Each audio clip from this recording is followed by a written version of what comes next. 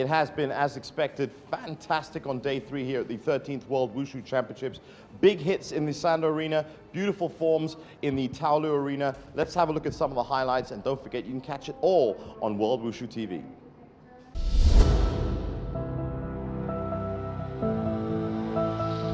We start our roundup of day 2's Taolu, where we left off yesterday, as Lin Swell made it a double by claiming gold in the women's Tai Chi Chuan.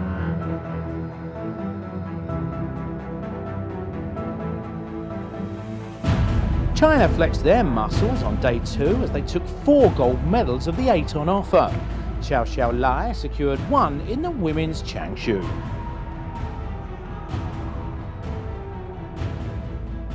And an impressive performance from the phenomenal Sun Pei Yuan, who wowed the crowd here in Jakarta as he nabbed gold in the men's Changshuan.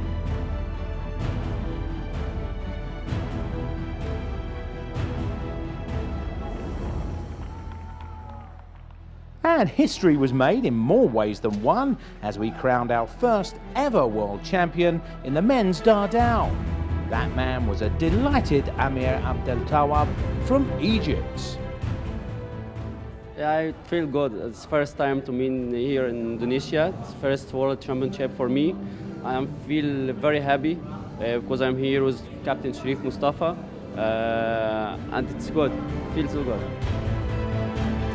Jeevan and Tony were treated to another day of spectacular action on the Sanda platform, and here's just a taster of what they witnessed.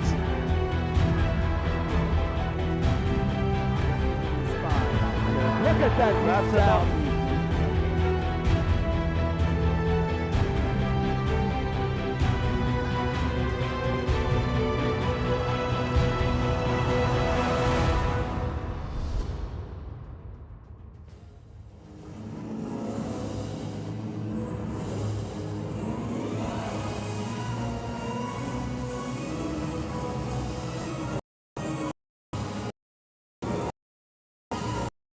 Big noise as we start off the afternoon session here on day 3 of the 13th World Wushu Championships.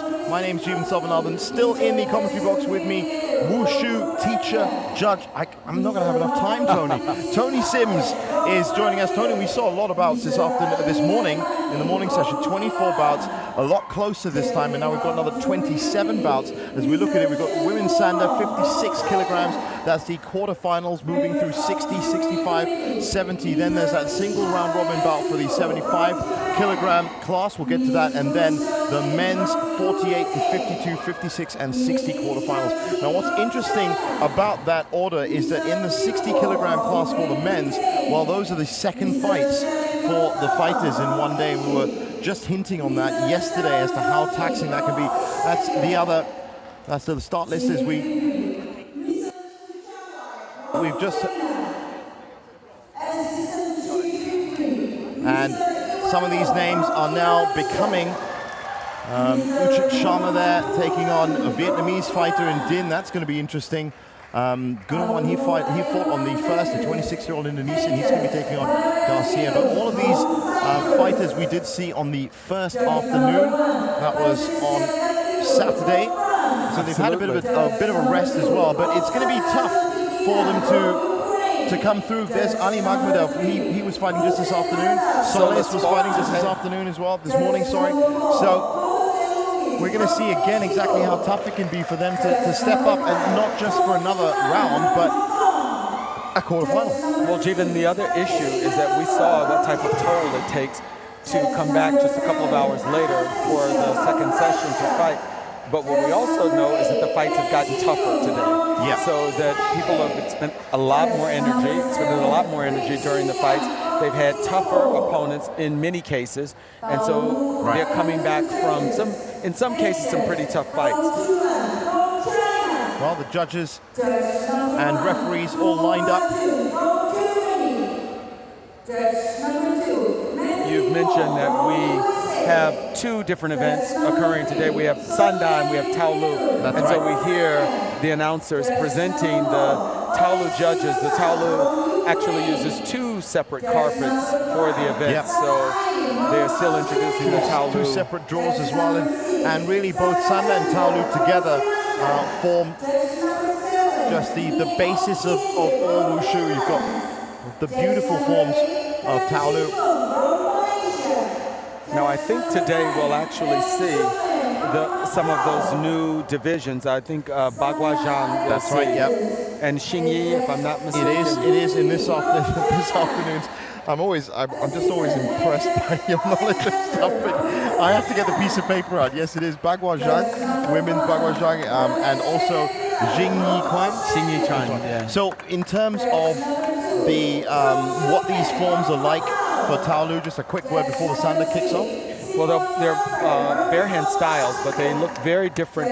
They'll contrast significantly with what people are accustomed to seeing in Nanchuan, which is Southern Fist, and Changchuan. So we'll see a lot of circular movement. We'll see what we call Jing. We'll see the power usage different than you won't see the difficulties the same way that you see in Changchuan. Well, but it should be exciting. Simon Wilcox will be commentating on that right now. Our focus is back on the Lei Tai and the platform as we start off the afternoon session 5 on day 3 with the women's 56 kilogram quarterfinals. 4 bouts: Hong Kong, Brazil, Sweden, the US, China, Korea, Italy, and Sri Lanka will be contesting them. And that is our first matchup now. Hoilan Sang and Lingling Yu. Hong Kong and China.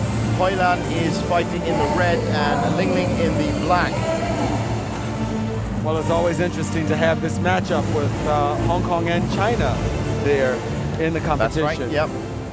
We've had with so many nations that have gathered here at the Istora Senayan in Jakarta for this week. It came as no surprise that you would have these very close rivalries. We had India and Sri Lanka fighting Hong China matchup yet. Today we should expect a good fight, but China has shown us such steady technique. That's right. China has shown some amazing technique in their team. It's what we've expected, of course. They have been the big winners in terms of medals over, well, pretty much since 1995. They've always led the medal table. Here they are in the quarterfinal. Round 1, 5 judges scoring this. Their points. Off the bat, China scoring thigh kick and punches. Certainly the thigh kick was scored by the judges, by almost all of the judges. And there's a push kick, a couple of kicks that have... That's what we have seen. Every time one of these Chinese fighters is moving forward or backwards, there's always some element which could score some points for them. And especially with Liu, we watched her, look at that leg going up. We watched her fight off of one leg That's right. much of the time. Yep. So we know that she's strong off of her front leg scoring points.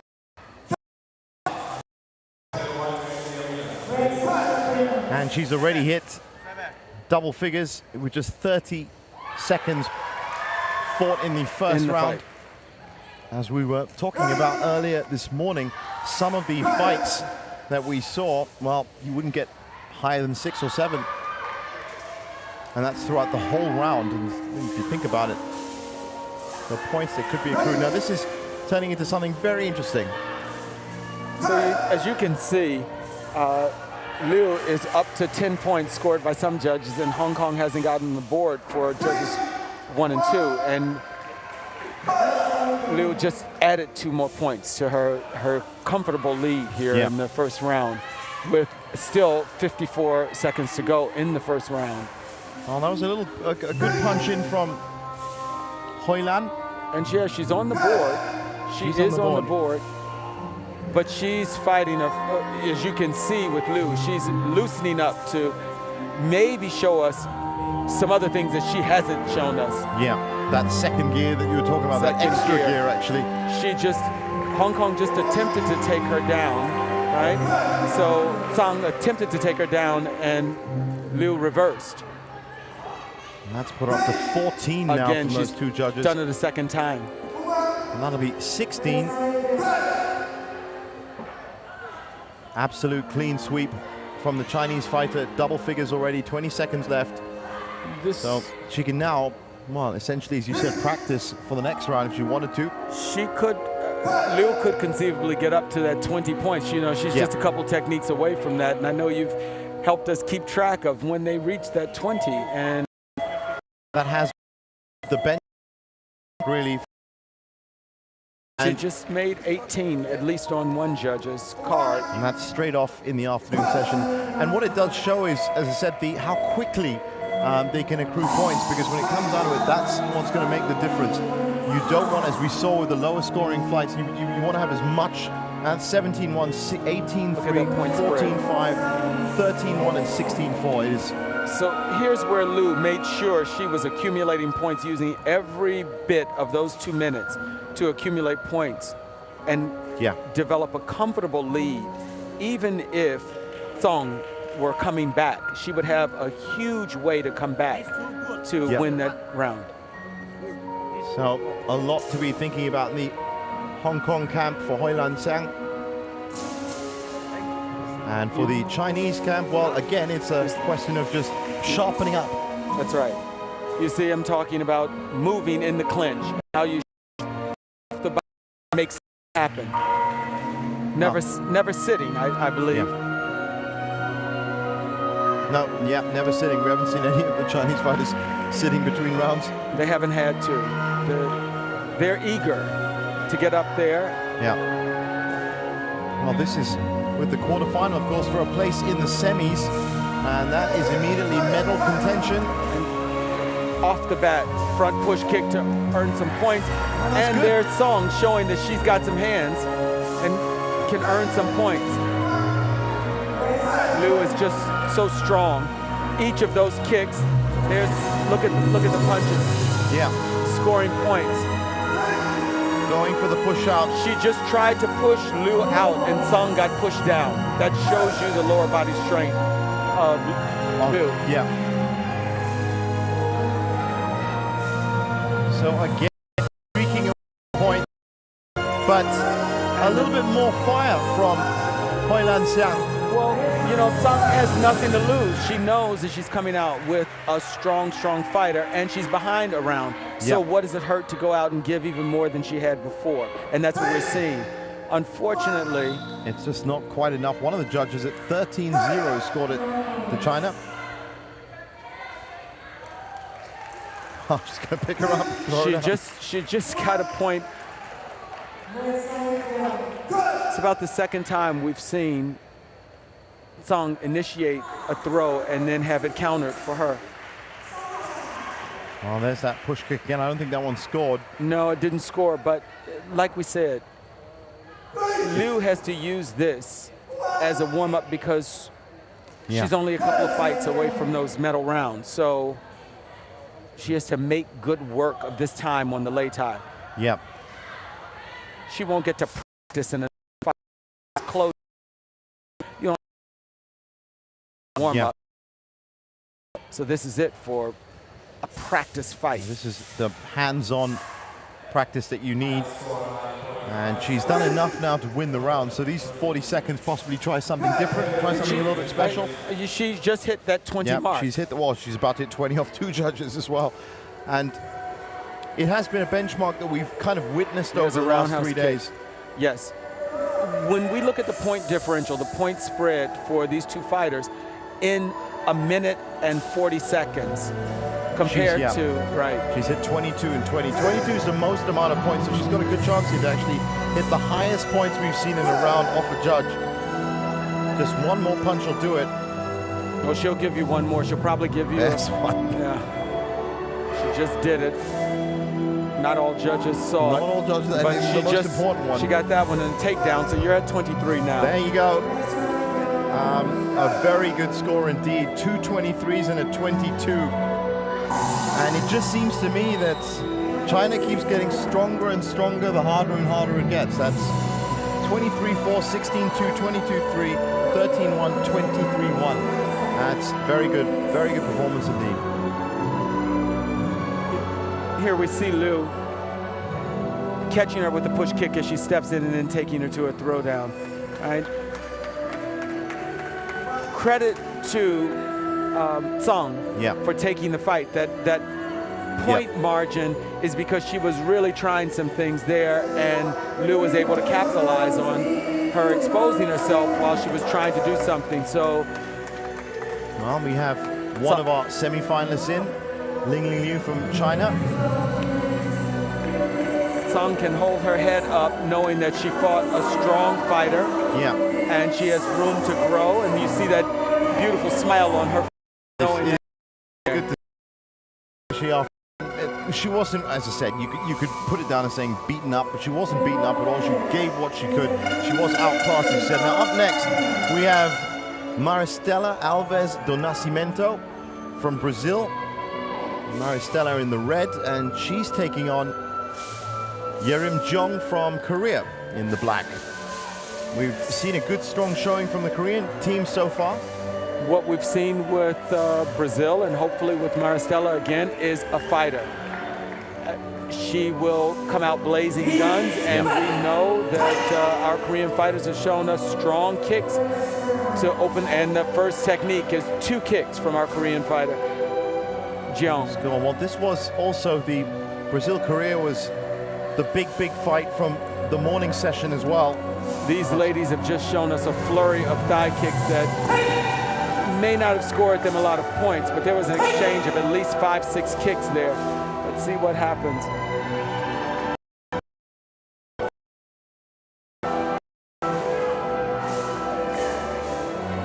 Maristela showing us a little bit of that frenetic energy, trying to throw the timing off for Jeong. And the rhythm. Well, so far Maristela is doing pretty well. Not the highest scoring round, but ahead. But you have to think by not enough. Both of these women realize what's on the line here, and they realize that they're in these later rounds with a strong opponent. And there she caught Jeong's leg, but Jeong is strong, and it's a straight rush in the end. And I don't think that Yerim Jong is going to be too happy with that. She was muscled off the ring. You know, she's strong off her leg. At first, Brazil caught her leg, but she couldn't do anything with it. But she finally was able to get her back, because her back was turned. That was a good point hold for Maristela with the kick and the push-off.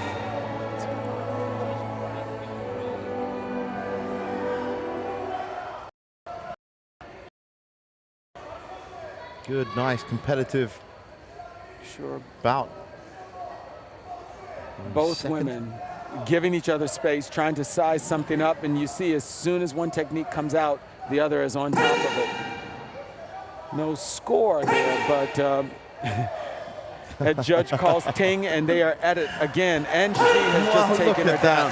But there was an exchange of kicks that Jeong got some kicks in there, and so did Maristela. They have. I'm impressed with Maristela's forward motion, the way she's managed to just push Jong around.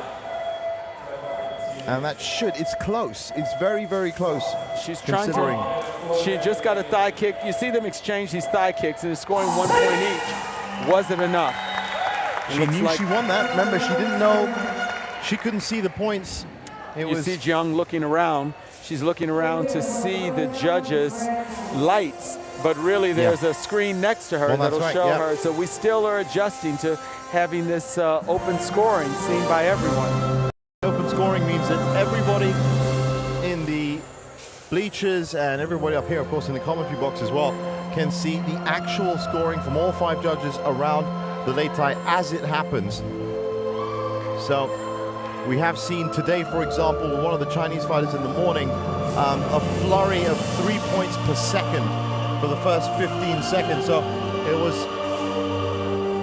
Jeevan, I'm looking at Korea trying to get his fighter into understanding where the timing needs to occur so that she can get her technique out.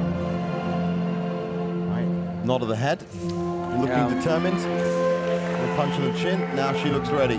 Both women showed us a really strong effort, so she knows that she has the goods, and she just gave us same opening, 2 kicks, and Maristela possibly trying to get her off the Lei Tai.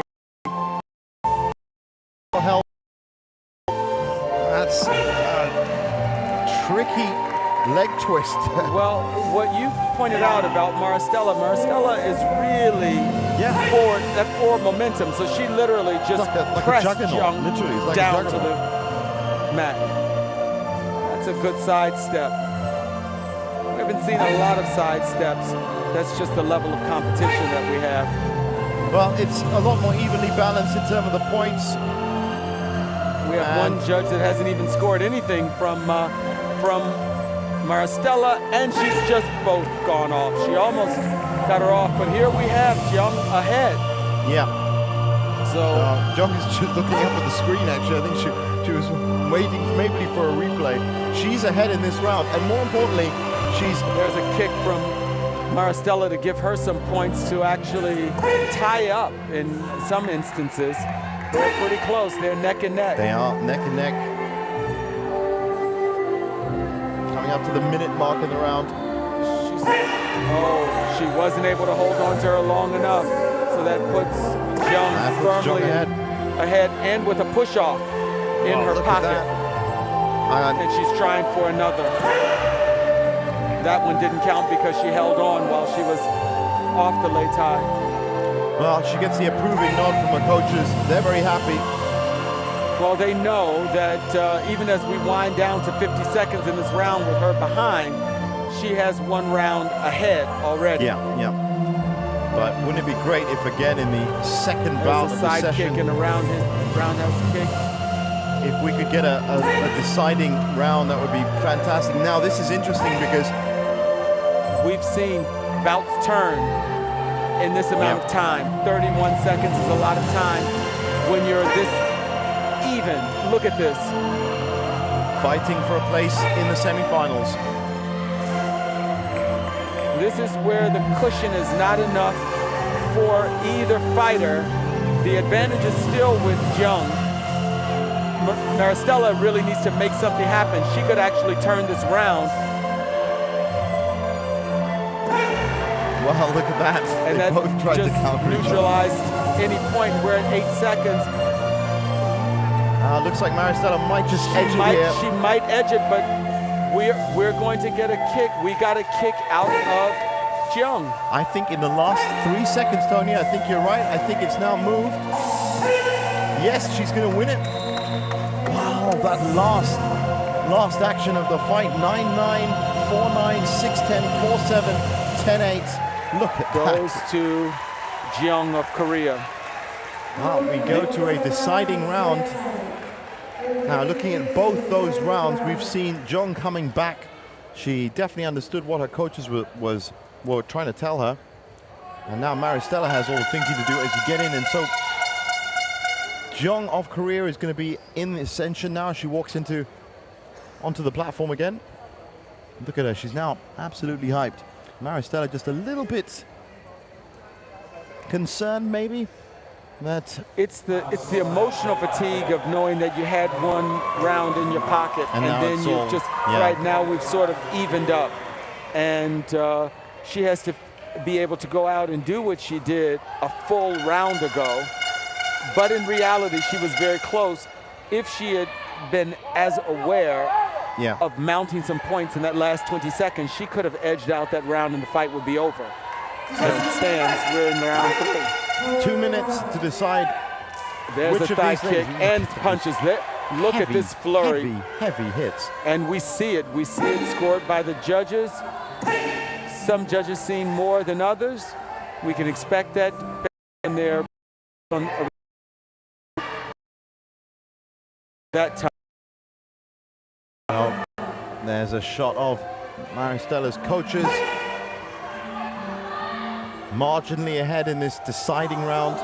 This is a case when we are in the third round and the coaches have all the passion and energy because they can see what's happening there. The fighters are on the platform. And the coaches are trying to urge them on because they know it's down to this.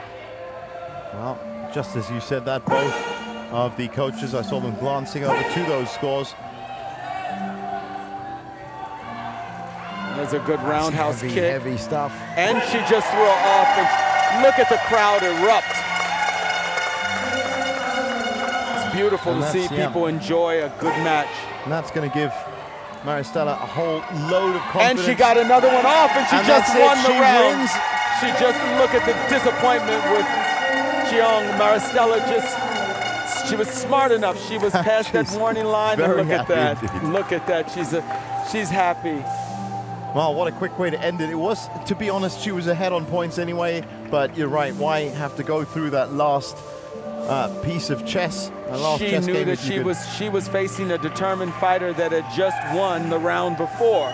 So there was no way Jiang was giving up any leverage on the platform if she could help it. So this was a quick way, but she was too close to the edge. So Maristella A. Nascimento is now one fight away from the final as she's booked her Look at the greeting from Korea. It's good to and see. And embrace from her opponent there. So 2-1, the double push-off. And here we go. Elin Oberg from Sweden again. It's rapid black. Red. And there is a fair amount of fervent Swedish support that we were talking to just earlier, and they're all going to be backing this lady right here, Elin Oberg. Italy and Sweden, both ladies look pretty calm up there. Yep. And both ready for the moment. As you were talking before, both European nations, Sweden and Italy, just getting into Wushu and Sanda.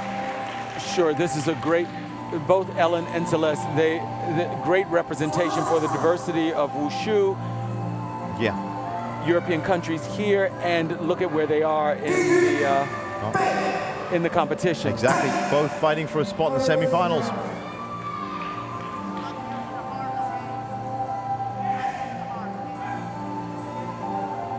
They will both be prompted at some point as they measure each other. Yeah. You see Ellen trying to find her reach there. It's the prompt from Ellen it up with some hands. Well, Ellen's definitely being the aggressor at the moment. Celeste is trying to make it hard for her to penetrate her defense. Well, one of the judges has already notched up 4 points for Ellen. But as you can see, the rest of the judges didn't see those as clear techniques. In fact, judge number 1 hasn't seen any clear technique yet. There's a good roundhouse kick. Roundhouse kick to the torso and over the head, and Italy Celeste capitalized on that. And that was a very nice move, and she needed it at just the right time. It's put her back in contention here for this round.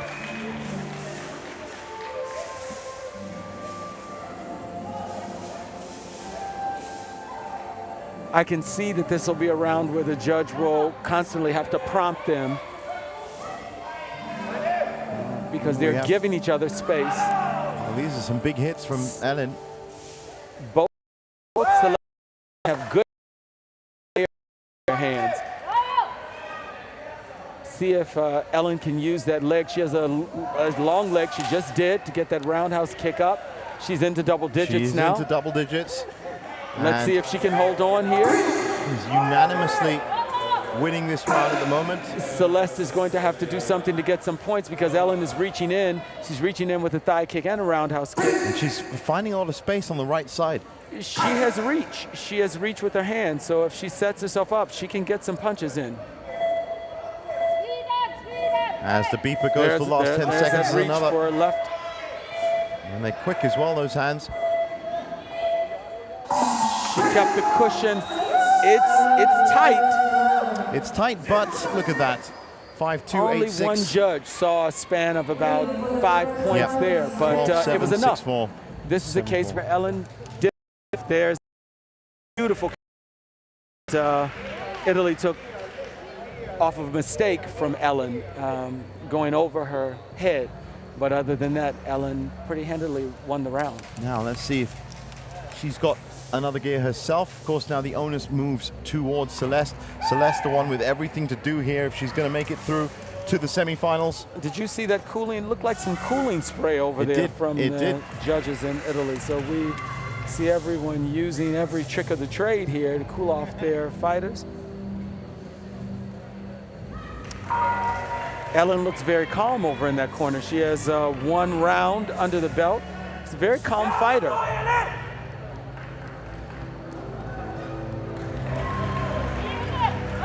So we can expect a little ferocity coming from Italy here to try and even this out to 1 round apiece. And that's exactly what they're going to try and do in these 2 minutes. Look at those hands from Italy. So what you see here is the ladies exchanging a flurry of punches, but not all of them being seen as clear strikes. That thigh kick we could hear up here.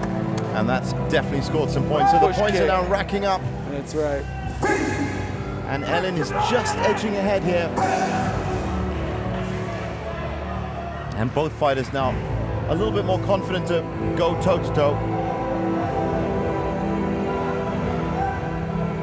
Celeste is going for a takedown, and Ellen is holding up. Oh, good for her. It was. That was a long travel from. It was, but she held on well. She did. She traveled almost half of the late eye. She did.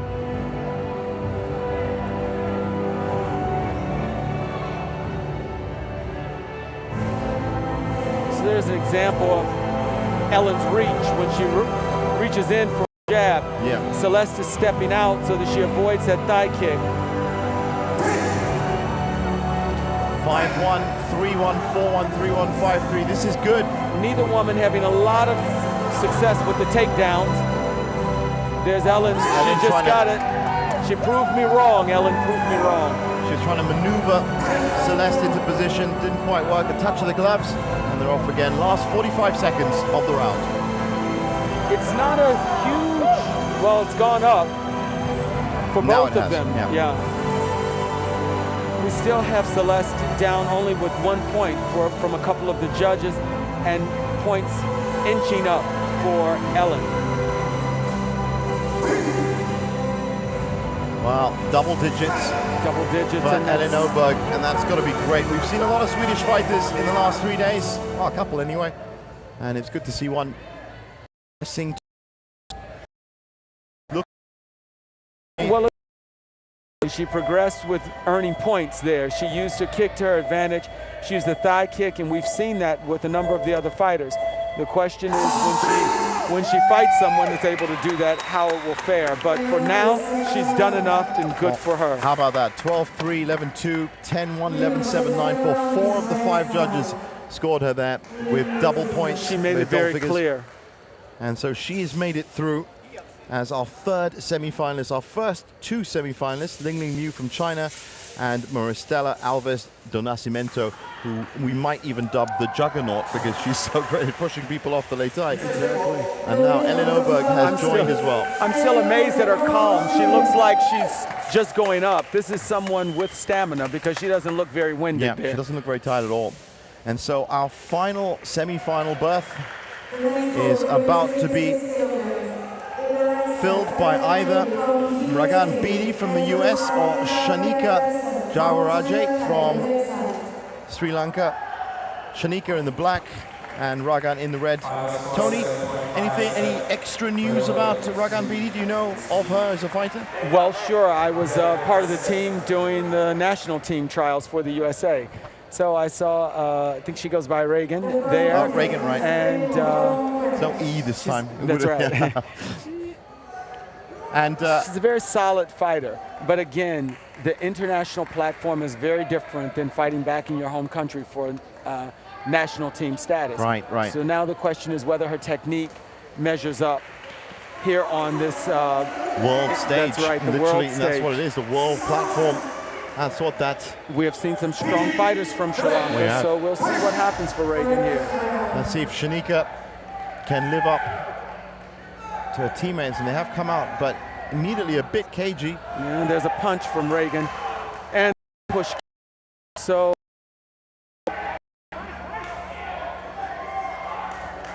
looks like Shanika's a little bit weary of the technique. Maybe this is what she was waiting for. Maybe she's someone that really goes to the wrestling moves, and she was waiting to see when she could make that happen. Absolutely. she has that's put her on the board. It looks like Shanika is trying to go for the She's takedowns. every time, and she's been successful with it the second time. So we can expect to see more of that. I wonder how successful that technique is going to prove in the end. The issue will be how Megan adjusts to prevent her, because she's also throwing in enough techniques to have edged in front of Reagan. This clinch won't help. The clinch won't help Reagan. Yeah. And because she needs to score the points. She needs to score the points. She needs to catch them up. And by being in a clinch and so close, well, she is just moving through. Both of them throwing punches that could use a lot more focus and a lot more speed. But as we saw there with Shanika, she followed up a punch and landed on top of. And now Shanika, with 56 seconds left, looks like she might have it. It's very slender though. It's just about a point. There's only one judge scoring it with more than a point. So Reagan was able to get her down. She wasn't able to stay standing, but she got her down and earned 1 point, and they are neck and neck right now. They are literally absolutely 5-5, 5-5, 8-8, 4-4. Reagan held on for dear life there, and they are still at 39 seconds. Here's another case of whatever happens in these few seconds, and Reagan trying to throw some punches. Unfortunately, still in. Not going to count, but she's now ahead. And just at the death, 30 seconds left. But this is a lot of time in Sanda time. So that's what we've seen. You see Shanika going for that takedown again. Well, Shanika's going to need the big points with 20 seconds left. This is where Reagan just has to avoid being taken down. There's a punch that she has. Well, she smells blood in the water. She does. But I'll tell you, those punches are too wild for a fighter that has better responsiveness. You see Reagan looking like a boxer there. Good for her to get up into double digits. 3 of the judges have scored with double digits. That's a nice performance. 11-5, 8-5, 13-8, 7-4, 12-5. Unanimous decision for Reagan Beatty. Happy in this round. A little focus with those punches, because we have seen she has a big whale maker of a hook and uppercut that we saw there, but she needs a jab. We've seen some women with incredible jabs in the 56 kilogram category. But I liked her tenacity. I like the fact that she could smell blood in the water, as we said. As soon as she saw that she might have it and Shanika was shaking a little bit, she was in there. Now looking at Shanika, 1 round down, and she's tired. She is tired. But as we look over at Reagan, she's winded too, and that was just that first round. So that shows us just how much tenacity those women have that it went 3 rounds. You know, our exactly. And also throws up this great question of the 6 rounds that men's 60 kilogram fighters are going to be fighting later on at the end of this session. Don't miss it. It's going to be huge. Let's see what Shanika has in the tank and what Reagan has in the tank. Reagan going again with those punches and pushing back off of the edge of the lei tai. And Shanika looked like she may have been looking for the push off there. You see Reagan looking to her corner. You tell me what to do and I'll execute. And there she is. Gloved hand. Good. One corner doesn't work. Let's try the other one. Reagan moving in. There she is, and she just punched, and Shanika went down. Not hurt, but just in disbelief. Yeah. Reagan's winded. She'd like to see this thing over, and Shanika hopes she can get something heavy in. Look at her. She's going for a takedown. She's looking for the big takedowns and the kicks now, and it's working no against score. her. Yeah. Well, Reagan Beatty is about 5 points ahead on all judges.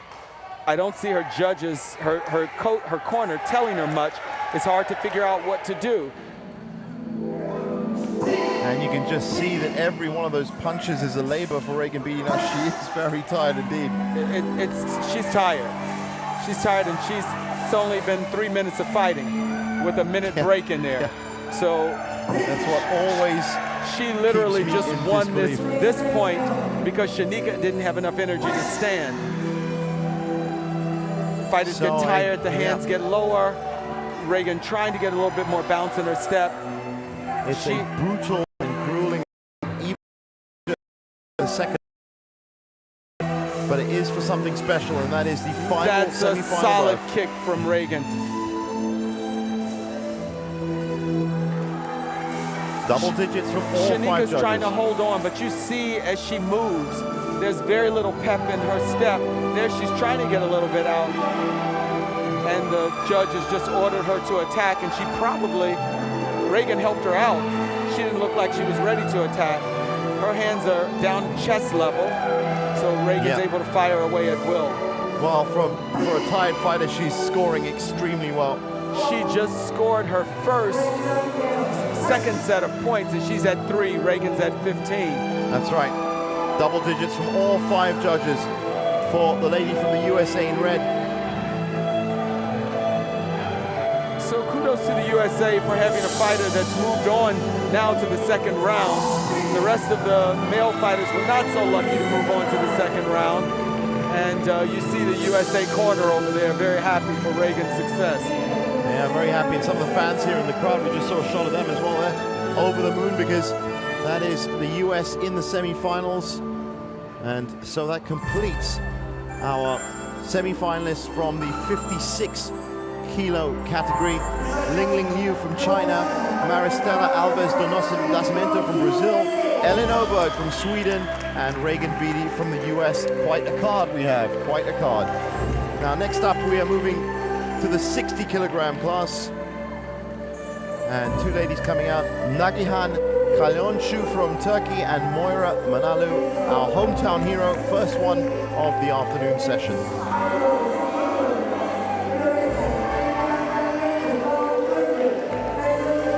It's going to be Nagihan in the red and Moira.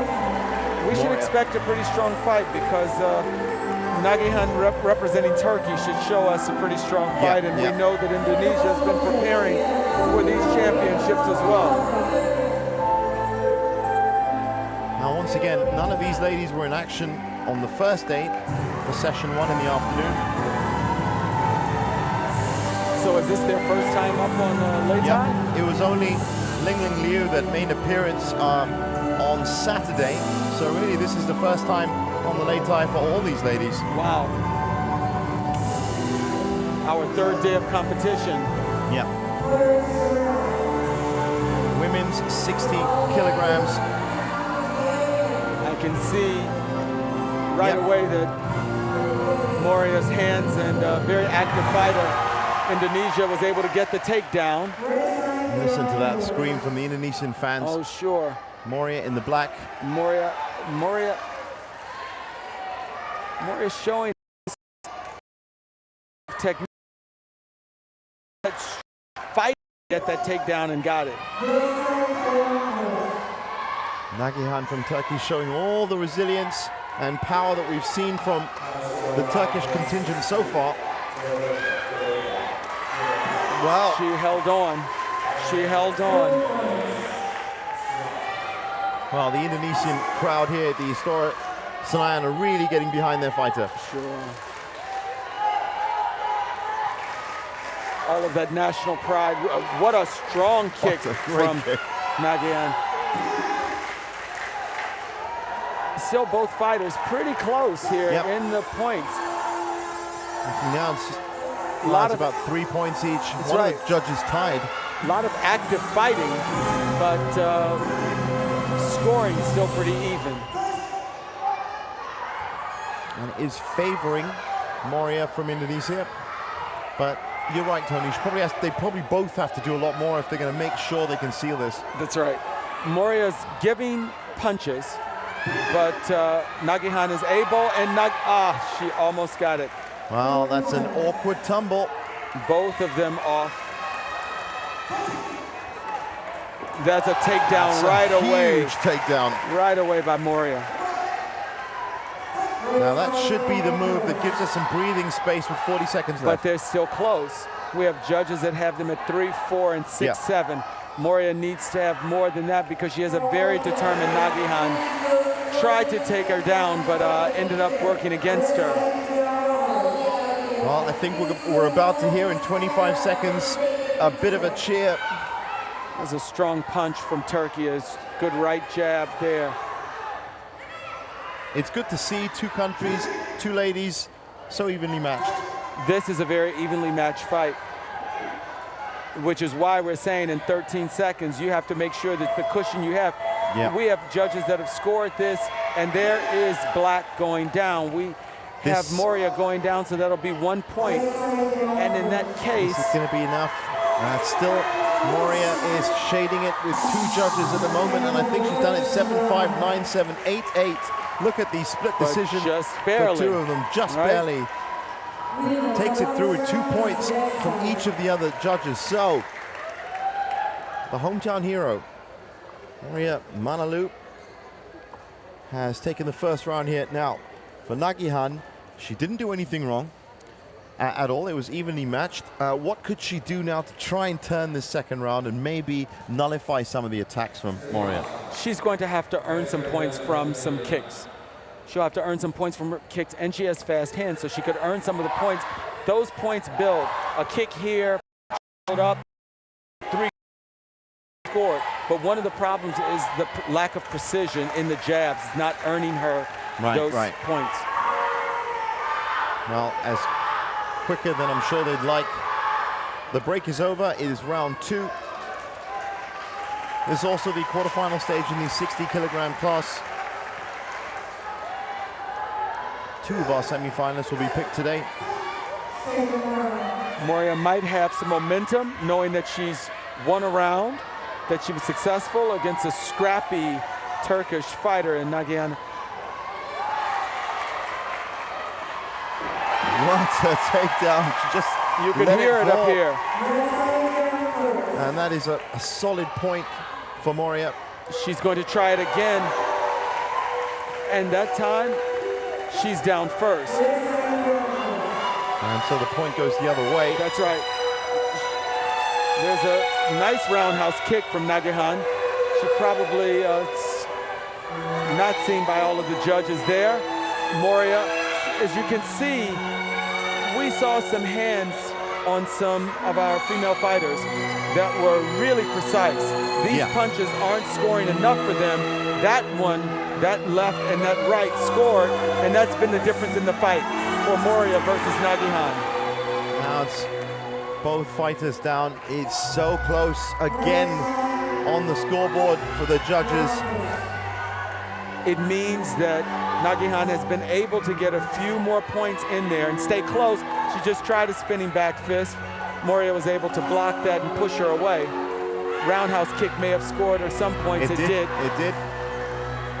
But everything that Moria is putting on, Nagihan seems to be matched, and now 2 of the judges have her ahead, one by 5 points. 2 of the judges saw that low roundhouse kick that she gave. Others couldn't see it from where they were sitting. The one off the spin. That's right. That's a nice takedown, and Moria stood. That's a beautiful takedown. So she gets 2 points for that, and that should help make up some of the difference for her. But again, 30 seconds is a long time at the end of the bout. This is where she needs to create some space. You see Moria trying to muscle her down.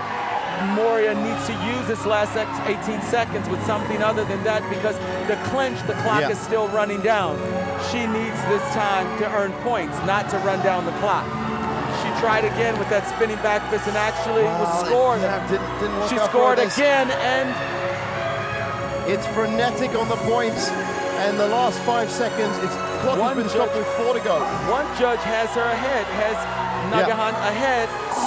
And it looks like Indonesia's done it 3-2. No, 4 to 1. 4 to 1. 9-7. Listen to that audience. 10-5, 6, 8, 10. Fans in the crowd have gone absolutely wild. That's one of their hometown fighters that's made it into the semi-finals of the 60-kilogram class. And she's done it clean. Two rounds, well fought. Against a tough fighter. Against a tough fighter. Nagihan was not going down easily, so she really had to mount a fight. And this is a case where she couldn't afford to go 3 rounds because as you see Nagihan walking up, she looks like she trained and she still has some endurance there. So our next fight up, also quarterfinal in the 60 kilogram class, Peru's Gabriela Isabel Serron Quintanilla against Iran's Serije Daryevka.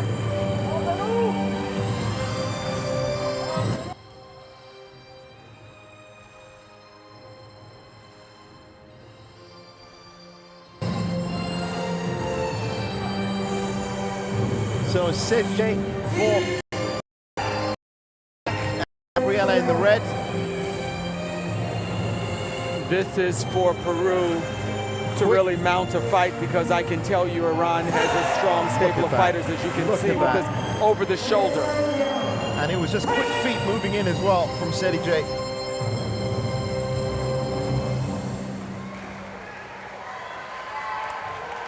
And these are good movements from Serije. She's already put in some points. And that is Gabriela off the late tie, so 1 fall off for Peru.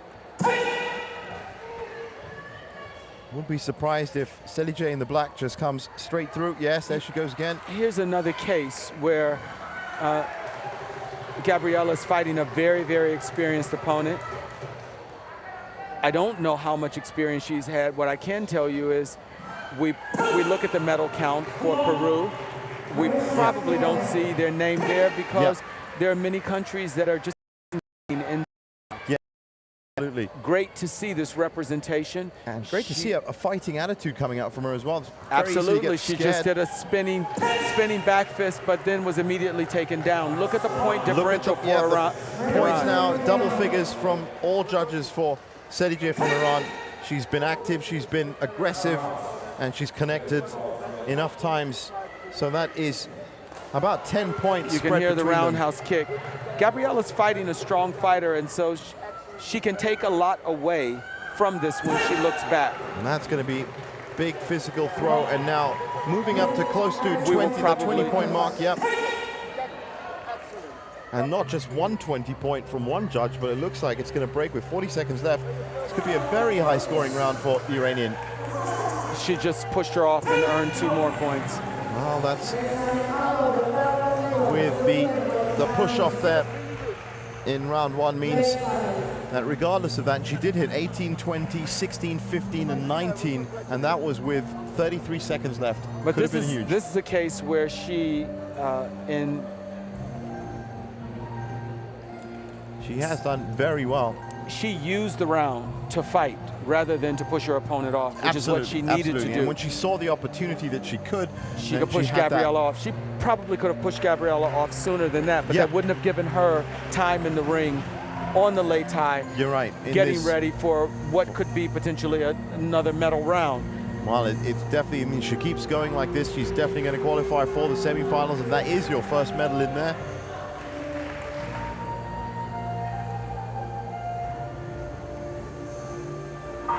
So it's time up. The referee's back on the late tie. And very confident moves. The Iran team, they are ready for action. And to a credit, great confidence from the Peruvian team as well. Sure. Gabriela has everything to gain in this fight. Iran is a powerhouse. With that comes the expectation that you do a great job, and she demonstrates this. But Serije, she's... Well, that was great to pull in the kick and get the takedown and get those early points. She's already up to 4 with 15 seconds in this round. That could be a push-off. She's going to toss off if she can. Wow, well done by Gabriela. Gabriela's going for it in the fight, and she has every reason to. But it's... what she's fighting is difficult. Is it sort of an impenetrable force, because look at those hands and feet coming out from Iran. I think that's the best way of describing it. It is a wall that you're going to have to hit certain bricks on, and those bricks are flying back at you. So it's very difficult to hit your mark, and to be honest, to keep your aggressive policy, to keep your aggressive motion forward, it's got to be harsh to do when you know something's coming back. You can look at the fight. Sanda is able to punch off of her right foot, and she has a very solid right hand that's coming in when Gabriella takes too long. Yeah. Gabriella doesn't have that. That sense of grounding is not there, so her punches don't carry the same weight that Iran is she's seen from her opponent. So 55 seconds left. Sediga looks like she may have done enough. But look at that. Listen to that roundhouse kick. Slapped straight to the chest. And that's the kick that's taken her into double figures, and she isn't done yet. So we have a case where one of our judges hasn't seen any scoreable technique coming from Gabriella. That's because Gabriella is facing such an aggressive attack. Yeah, a barrage of hits. And here she comes.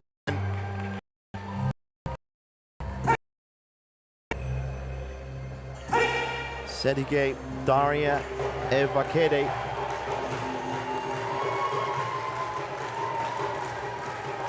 And looking very energetic as well. It's in the second round and she's double figure scored.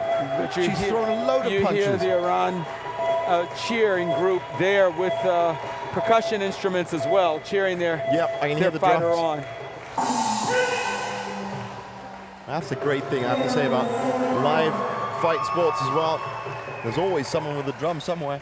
And in this case, it looks like it's the Iranians. So look at that, 13-7, 12-6, 11-2, 7-0. Incredible, 14-5. It's strange that Gabriella didn't get those, but there is Sediga with the headgear off. She fought a tough competitor, a competitor that came here expecting to be on the platform, receiving a medal. Chance she has qualified for the semi-finals, and that means that two of our semi-finalists from the 60 kilogram class are in. Moria Manalu from Indonesia and Sediga Daria Vakade from Iran. And now we move up to the 65. Another Iranian fighter here.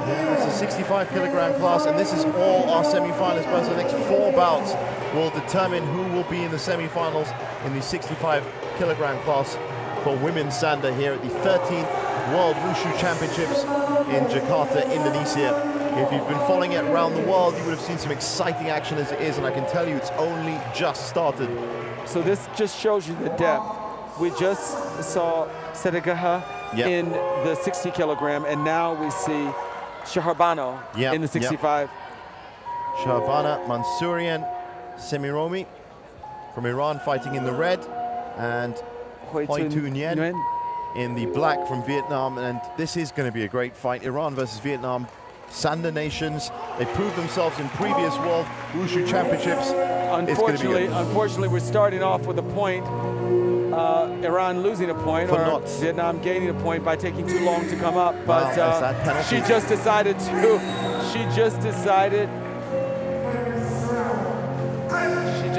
to capitalize on that. Unfortunately, she was too fast. Look at what she's done. Well, these are tall women as well. Look at the stride. She punched her off of the lei tai. Well, this is incredibly ferocious stuff from Iran, but look at her stride length. Yeah. Vietnam is a little bit perplexed about what she's come up against. It's a different type of fighter because she can close that fighting distance so quickly with that huge push kick. That's right. And that's what's scoring her well. And this is odd to see a Vietnamese fighter stuck on 1 point 30 seconds in. Partially because when the fight opened, Iran just attacked. She had a ferocious. It was so. In fact, it was so aggressive that once she attacked, there's a push kick from Vietnam to the face to give her a couple of points. She's still ahead here, Shahrbano, but she's definitely come here to make it through. Sure. It's those legs that means she can stand off, and there she comes in with the push kick. She came in with the push kick. At least Nguyen was able to step back and then step in with the punch, and that might be a strategy that she can go to. I'm just amazed at the reach she has with those legs. It's doing it really well right now. Just a different type of fighter to fight. So she's creating the space. Great takedown. Beautiful takedown. She used her full height advantage to take her down and her shift. Well, there caught was off balance there. That was an interesting technique from Nguyen to do that. She went from blocking to aggressing with a raised leg for Sharabana. And just pushed her off balance. It looks like Nguyen has sort of gotten back into the round, and she's trying to show more of what she has. She was just shell-shocked that first 30 seconds. Just overwhelmed, blitzkrieg is what it was. They are not so far away that Nguyen couldn't make up the difference. That's a beautiful side kick that she just showed, and if she gets the takedown, and I have to say, the points have been advancing in the most unique way, because it is not out of it yet with 11 seconds left. There's a chance here for Nguyen to do something if she can get an attack in. Well, we know that Nguyen, like many of her teammates, has good legs. Yeah. But what's happened to Sharabana has stayed far enough out because she has to use her kicking distance so that Nguyen can't get in for an easy thigh kick. That was an example. Well, look at that. It's fallen to Iran because of not just that early flurry, it's a ferocious attack. We did say at the beginning of this bout, two Sanda nations at war, and have a look at this. Beautiful takedown. And I'm really impressed with, I think this is the first bout that we've seen where a fighter has come out and really used her height advantage, and that's been her main focus. She hasn't tried to fight a smaller fight, really. Well, look at her legs. Her legs are as long as some of the fighters we've seen. Yeah. So, and Maristella, I think we just saw Maristella. Nascimento might be shorter than her legs, actually. Well, one of the things, but she creates fighting space. The challenge is when you have long legs, if someone gets inside of your kicking distance, they've neutralized the kick. Yeah. She makes sure that she's far enough out so that she can use her legs to her advantage. That's why we've seen the push kick, and we've seen especially push kick in the roundhouse kick. And we were talking about the likes of Jim Kelly and Kareem Abdul-Jabbar. This is the closest we've seen to it. Sure. Let's see if Nguyen is able to. There she is. There's a push kick to her face, and Nguyen answered it. Now we're seeing Nguyen show three side kicks there that put Nguyen ahead. Not all of them scored. But what a start to the second round. Decided to her. She actually better. That's right. That's another beautiful throw. Yeah. Another beautiful throw from a tall woman, but she went down first. So Nguyen, for the first time, beautiful push kick, and she's going to push her. She tried to push her off, look but at the way that is Sharabana the experience from Sharabana, the experience of that team. She was off of the late tie and held on with her back turned. Oh, this is still a good round for Nguyen. She's ahead on points by all judges. It's hers now to lose. Well, we've seen Nguyen fight before. We know that she has kicks there and she has punches, but we hadn't had a chance to see that in the fight. We have indeed. 45 seconds. In fact, she was the one that took out Amanda and Cass of Australia in session 2. It's 2 rounds. She didn't have, that's the difference in, we talk about having a fighter that pushes you. Yeah, Amanda and Cass did not push her and was not aggressive enough. Not in the way anyone who came up against Sharabana was going to have a tough fighter. Now, Sharabana is coming back into this. Points edging up, and you know 50 seconds is a long time in a round. If she can catch her with those big push kicks again, she's looking for one there, comes in with the punches, and then the takedown. She gets the takedown, and she's standing, so she actually gets 2 points. She needs to capitalize on this lead because you can believe. Well, it looks now, just based on that evasion, that Nguyen might know what to do with these legs that are flying at her. She's been able to neutralize the kicks much better in this round. Definitely, definitely. When Iran raises a leg, Nguyen is also raising a leg to get a side kick in. And look at the ferociousness. Nice punches, and she punched her and knocked her down. Well, Tony, that exchange, which and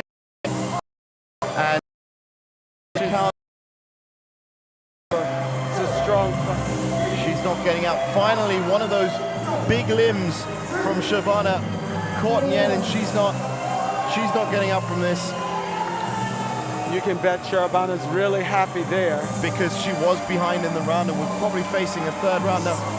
So apparently it's not just a punch, it's something else. It's possibly a strain, a twist. That's a right and a left. But it looks like she might have twisted her. Yeah, she might have twisted her ankle. She's definitely being helped up, and I'm sure now if we see her limping, we're going to know, well, it's definitely an ankle or a lower leg injury because she's having real trouble standing up. It wasn't the punch that took her out. It was the fall, fall back really. But I mean, that's what I was saying about the evasion. Just at the beginning of that round, she managed. And I think, yes, it does deserve a round of applause. That she's able to go off. The evasion that she had, she did manage for a second just to avoid those kicks, but it was still pushing her off balance, and that was too much. So up next, Delphine Stambouli from France and Priscilla Stobli from Switzerland. Neighboring nations in Europe. Again, the wonderful cosmopolitan nature of Wushu has seen France taking on Switzerland. And this, I can tell you now, is going to be a little bit different from the fight you just saw.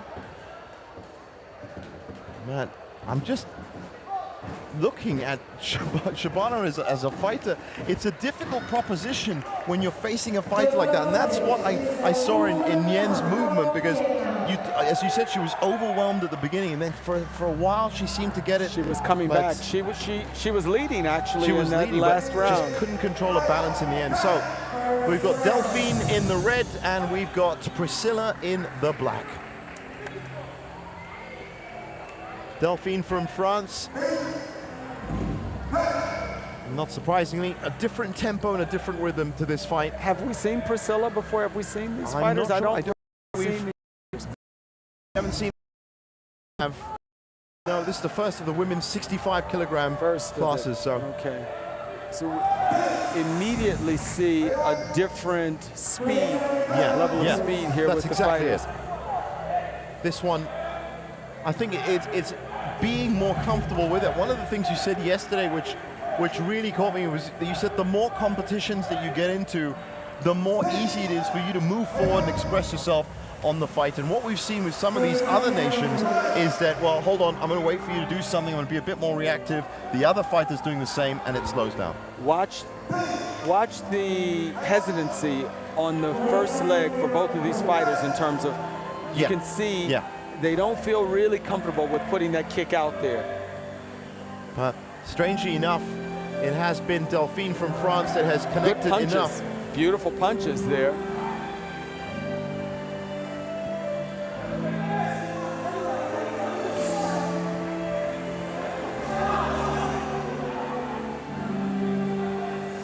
So now just 1 point from one judge credited to the Swiss.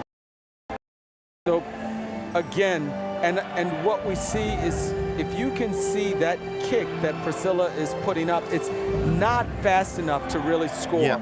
So judges are not seeing enough precision and speed to count it as a technique. Whereas France is in the double digits already. Delphine's doing very well. And the thing with having that slow kick from Priscilla is, of course, once she's lowering that kick, it's a perfect opportunity for Delphine to come in with her own side kick. I'm sure Delphine will just show our audience an example of what you're talking about, because once Priscilla puts up that kick, it contrasts significantly. She got a push kick out of it, but Delphine had 5 punches. Wow, that's a strong takedown. It was a strong takedown, and that has put her in double digits. More has to be said, because Priscilla is the less experienced fighter, and that's kind of made. I'd like to see what Delphine could do against one of the big fighters. What we just saw, we're working on 2 nations who are used to this kind of thing. That's right. We saw 2 experienced Sanda competitors there, and the level of fighting. Yeah. Well, I have to say, I'm so impressed with a different type of fight. They do say, if no matter how tall you are, how big you are, whatever style you are, you have to fight to how you fight. It has to be your character that comes out and has to be expressed. And Shabana could have picked a number of different ways. We've seen a lot of tall fighters enter the Lei Tai, but she did it exactly right, as you said. We saw her use those legs, that's right. She used her legs and she stayed within a kicking range. So, Delphine Stambouli from France, 1 round up here. And Priscilla Stabli from Switzerland. Priscilla maybe hoping to do a little bit better in this round than she did before. Well, you can see her trying to be a bit quicker. She is. She's and even looking for the push-off. Trying to push off, but well held, well held. If you look at the punches for Priscilla, you see that they're not very experienced punches. You saw that kick. She's holding back a little. Yeah. A tiny bit when in comparison to Delphine. What I thought was really great about the almost push-off there is it is an alternating roulette wheel when it comes to reversals. When sure, they went around 360. And that is got to be so scary when you initiated the takedown to suddenly have it all go the wrong way. But that shows a little bit of the inexperience for both of them, because we've seen women make that make that happen. Make it happen quickly and confidently. Delphine really has good hands, and she just demonstrated her hands in scoring some punches. Priscilla's yet to make it on this, and we're almost into 45 seconds of. That's what I've seen so far, is that the experienced fighters, they know there isn't much time in these rounds. They know how difficult it is to land these punches, so it really is throw out as much as you can and see what runs of points that you can go on. And again, it is Delphine that is pushing all the buttons here, and she's confidently scoring points, and not a single point registered to Priscilla Stabli in this round. I know I say this often, or I've said it often, but this is something that Priscilla's being schooled on the Lei Tai right now. This is something that she can go back, but this is something that she can go back and look at the fight and see, what did I do? Right off the bat, she can see her kicks didn't make the large impact. She just got on the board with that push kick. Her kicks didn't make the type of impact that you need them to make in Sanda. Well, I have to say, Tony, that of course, being with your revered, wushu background as well, I think that message should get out a lot more. If anyone's watching from around the world, that's what it's all about. Coming to the World Championships is not necessarily about winning a gold if you're from an inexperienced nation. We've seen the Côte d'Ivoire, we've seen Romania, we've seen South Africa starting their wushu journey. And this is the only way. They'll be listening to you, Tony, when they watch these, wherever it will be, and learning from it. World Wushu TV has really opened this up. It really has. The internet has allowed people to capture some fights. But now through World Wushu TV, they will see the entire championships. They will see the strongest fighters. They will see the emerging fighters. But most importantly, they can use them as learning experiences, and that's how the sport continues to grow. And it'll grow quicker and quicker, of course. Now, with 8 seconds left, as expected, a little one-sided, still not enough to call a fight but look how slow that kick was from Priscilla. A little tightness involved, but she hasn't been much quicker, to be honest, in the first round. And it's a learning experience, as you said. And I know you being a wushu teacher as well, you teach a lot of students, and I can see that point come out. And I, myself, am very happy that you're pointing it out as we go, because it is so important for these other nations. So, Delphine Stambouli, an easy or relatively easy fight, and has found herself in the semi-finals. She's now joining the long-legged Shabana Mansourian from Iran. Those are our first 2 semi-finalists. Remember, any of these names could make it to that gold medal. Again here, this might have been Priscilla's first time on the Lei Tai at the international level. So a big thumbs up to her for staying in there for 2 rounds. And it can only get better from here. There is another Swiss fighter that we have watched already. That's Fardin Javanmad. He's going to be up later on for a big quarterfinal in men's 60 kilograms. As I said, 4 bouts of this session 5 are going to be all 8 quarterfinalists in the men's 60 kilogram fighting for a second time in the day. Each of them had tough fights, and now it's going to be stamina as well. Now, as we move forward, Egypt taking on the Ukraine. Olena Osmirko versus Wala Mossa. And Wala Mossa is in the red, and Olena is in the black. Once again, we haven't seen the nice active start. Very strong hands from Olena, and there's a takedown. So we see right away that Wala is able to use some switch out there. It was well done to open it up.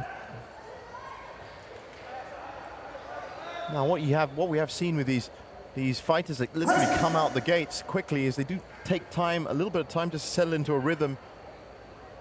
Well, unless you're a Vietnamese fighter, in which case you can come out the gates and score immediately. Except that we saw what a beautiful rollover takedown. That was a beautiful takedown. That was textbook from Wala. What a way to evade that spinning back fist that Olena was throwing up. That's She innovative. just ducked right under. It wasn't super fast, but it still was good timing that Wala showed.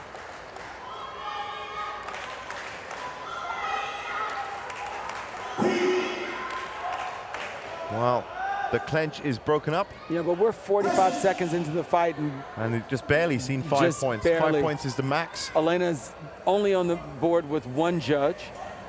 I think what Olena should do, she's the taller woman. Well, actually, no, come to think of it, they're actually Pretty evenly matched yeah, there. it's a different. She looks taller, but yeah, Walla's a little bit stockier, really, and looks like she has a lower center of gravity, which is probably why she's going for all of these takedowns, because it's a good policy to keep to.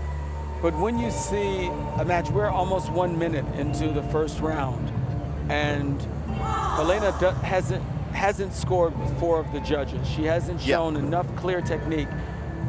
She has to change that if she's to have a chance in the bout.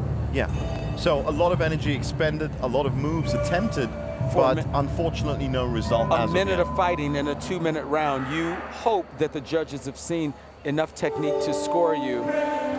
She's at 0 with 4 of the judges, so she has to show them a lot more. Well, a little bit of a breather there while I had her gloves retight. So let's see if Olena can come out. She's the aggressor here, but again, that's going to be a zero-sum difference, I'm sure. Well, 1 point, actually. Someone saw a punch, but not 3 of the judges.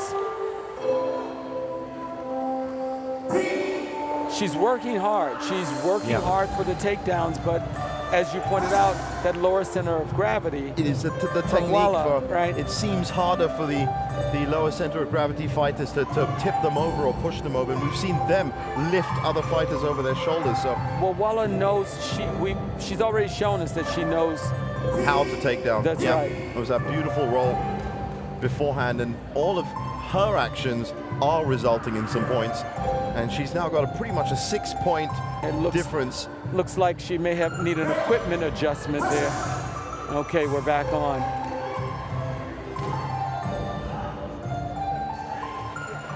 So we're counting on our 10 seconds of this bout, and we still don't have Olena on the judges' scorecard for 3 of the judges. That clinch just took up 5 seconds of the fight, and so hopefully Olena's her corner is going to tell her what you'll have to do is score some points. Well, that's 8-1, 8-0, 7-0, 8-0, 10-3. So to combat that, on average, 7 punches, she's going to have to possibly stay out of these takedowns. You see, as you said, Wala seems a lot more comfortable with them. Look at the way she just took her there. So she didn't score with any punches, and she didn't score with 3 of the judges with any punches. She didn't score with any kicks with 3 of the judges. The one punch that we all saw clearly was a spinning back fist. Right. A simpler and more direct hand technique is a straight jab or a hook. Those are the things that the judges can see. So compared to a spinning back fist, you need to at least have a flurry of some more basic punches, and we're not seeing enough of that. That's something that she can change. I'm sure that she has some straight punches in there. Everyone works the pads during training. Well, exactly, yeah. I mean, and the jabs, it's kind of like a good snack way of getting some points. Why are you trying to cook such a big meal up when you just right. feed the hunger for the scoreboard? There she is. She's trying to go straight in. She tried with some push kicks there, and she's on the again, board. yeah. She's on the board for 1 point with one of the judges. So for sure, someone saw her land a punch. That's a strong punch. It is a strong punch from Walla, and she's always looking for those feet just to throw Elena off balance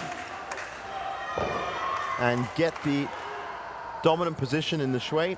You hear Elena's teammates urging her on, and this pattern is what we need to move for Elena, that we're into 30 seconds. She tried that spinning technique again. Wow, There's good some hands, punches. good hands. There are finally some punches, and she's rewarded with it. All of those were straight punches that she was rewarded with after a spinning the fist. straight jab. Now, a lot of time for her to play with in this round. They're still close enough, and Elena could pull this out. She needs to do...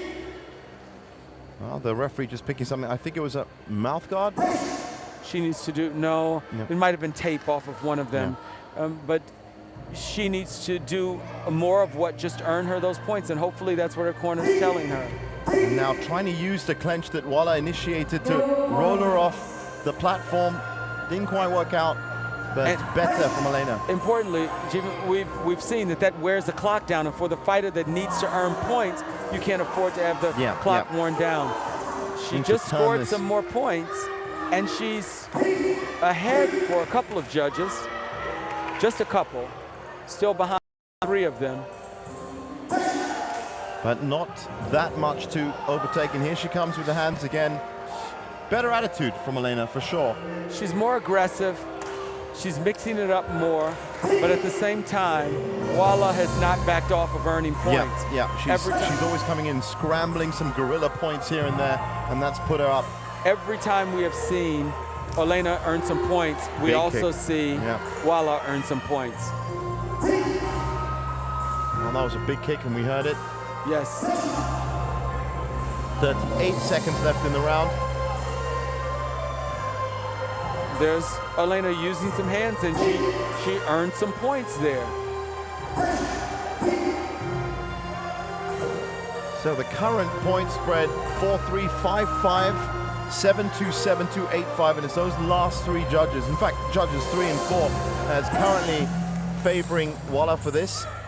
So if Elena can just stand back, start threading that, another great throw. Another throw from Walla.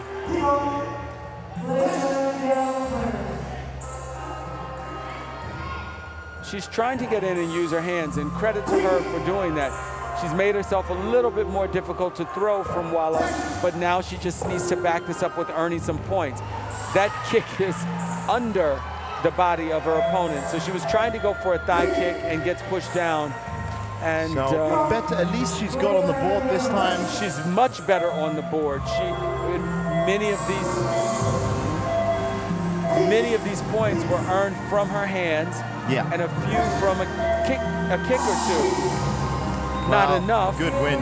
11-7, 10-2, 10-4, 8-5, 8-6, sorry, and 7-4. So Walla Mossa goes through to the semifinals and joins Shabana Mansourian from Iran and Delphine Stambouli from France, which means just one more name on that semi-final list, and it is somebody that we did watch. Hagi Bakyadan had to fight her way on day 1. I remember that. You remember that against Krista Dyer from Bermuda. That was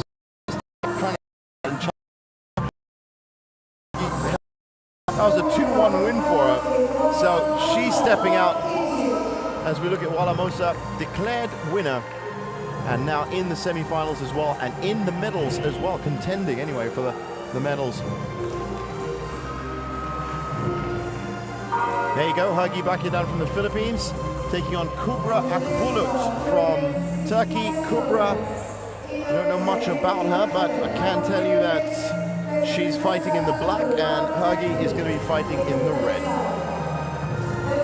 Now, I wonder whether Hagi Bakyadan learned a few lessons from that frenetic fight against Krista Dyer.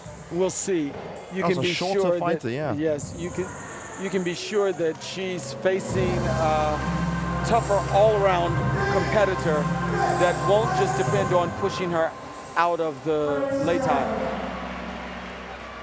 There she is, using her legs, using that reach that she has. That is, and Look at that. takedown by Kubra. Not bad at all. Now that has led to early points on both sides, but still nothing really. There's just 1 point, as I can see it, that's separating them at the moment. Yeah, good hands there from Hagi. Very much with the boxer's defense. That's right. And then big kick and the spinning fist. Didn't connect with either, but meanwhile, Kubra has raced ahead. This is very close. Very close fight. Each fighter is smart enough to score some points while the other, if the other scores on them, they don't let it go uncontested. And that's the way it should be. You should always take something away from whatever attacking foray that you... Look at that roundhouse kick and great punches. A couple of punches in there. But as you can see, Turkey as the aggressor there. Kubra has picked up on him in most places with the judges. He's just from that flurry of punches as they moved towards the corner earlier. So here, two evenly matched opponents, and it's a matter of who has the precision to get the techniques in scoring range. Both of them have been admonished by the referee for attacking, so they both respect each other, taking a little bit too much time to mix it up. Yeah. But that's out of a healthy respect. And really trying to figure out, how do I get in here? Kubra knows that Hagi has those long legs. She just flicked a thigh kick in there. Moves in with a flying leg. And that takedown that Kubra tried to initiate goes against it. And that was an important takedown for Hagi. For sure. That roundhouse kick may have just earned. Well, I think Kubra is going to shade it. 3 seconds left. But it's close. Very close. I think we're in for a good round two here. 12-7, 7-6, 6-11, 4-8, 7-9, 4-1. The judges have ruled with Kubra Akbulut from Turkey.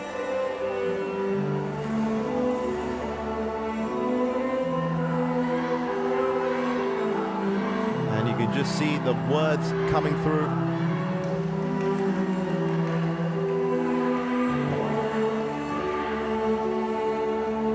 A little bit of water.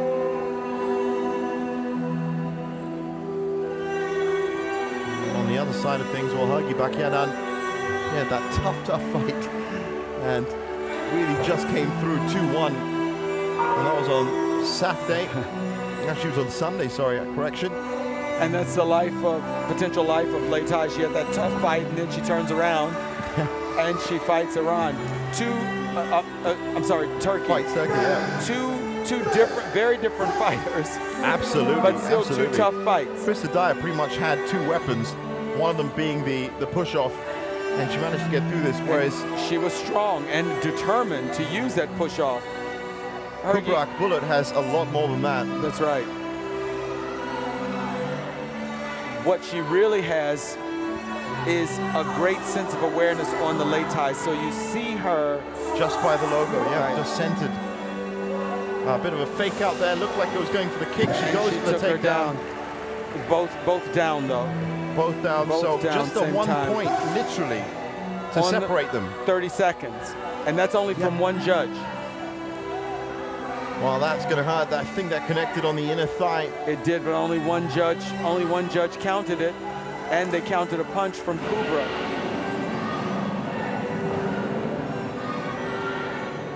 So this is where, if the judges don't see enough techniques, and that's why the referee is motion, they don't see enough techniques, they don't have anything to score. Yeah. which means you have an opportunity to surge ahead. Huggy. That have given and another big punch that have given her a clear lead for the first time in the fight with 45 seconds. And it only took her 4 or 5 seconds to do it. That's right. If she is able to capitalize on this, there is unfortunately Cooper trying to push her off. But if she's able to capitalize on this, she's only behind with one judge, interestingly enough. Other judges have seen as many as 6 points from her, but one of our judges' angle doesn't allow him to see more than 1 point from Hergy. Our vantage point, that's a roundhouse kick. What we said, that's good. That's he saw good from that. Hergy. So now she has, with 18 there seconds was another left, one. possibly put enough. But Kubra is not done yet.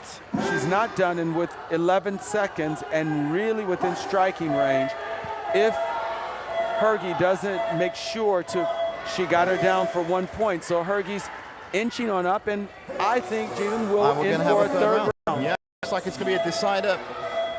Good performance from Hergy Bakyadan from the Unfortunately, she Philippines. just lost 2 points there. Oh, it's too There's close. a punch With that 1 she got second to go. She got the last punch. And she gets through.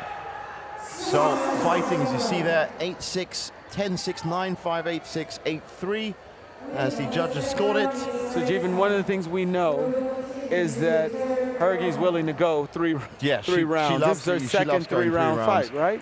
It is a second, and doesn't seem to phase her at all. She's looking pretty focused there. And as you said, having to fight 2 different types of opponents as well, one trained, one a little bit less experienced, means that we might have someone that's versatile here, someone that can get the job done on the day. Well, for sure, she has been to a 3-round bout and come out the victor. Yeah.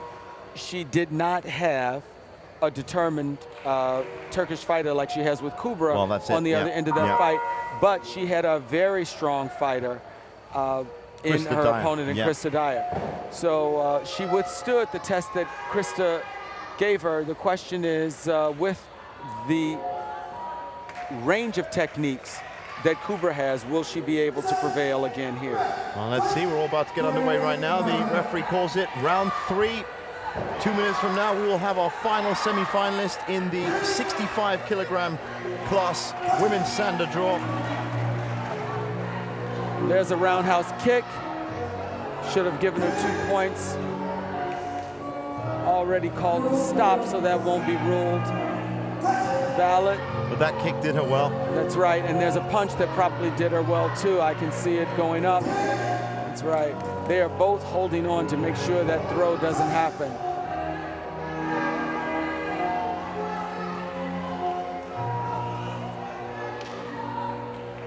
So just waiting for the opportunity is Kubra right now, but you're right, so many weapons at her disposal. Right. And she catches Hergy there. Just let's see if oh no, it's I thought it was Haifong. Haifong, all right, she's still holding on to her.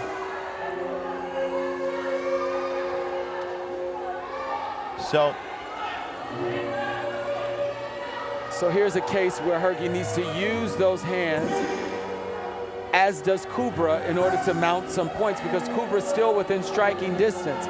That's a big overhand punch from Hergy. Hergy has a slight height advantage, but Kubra's shown us that she knows how to get inside.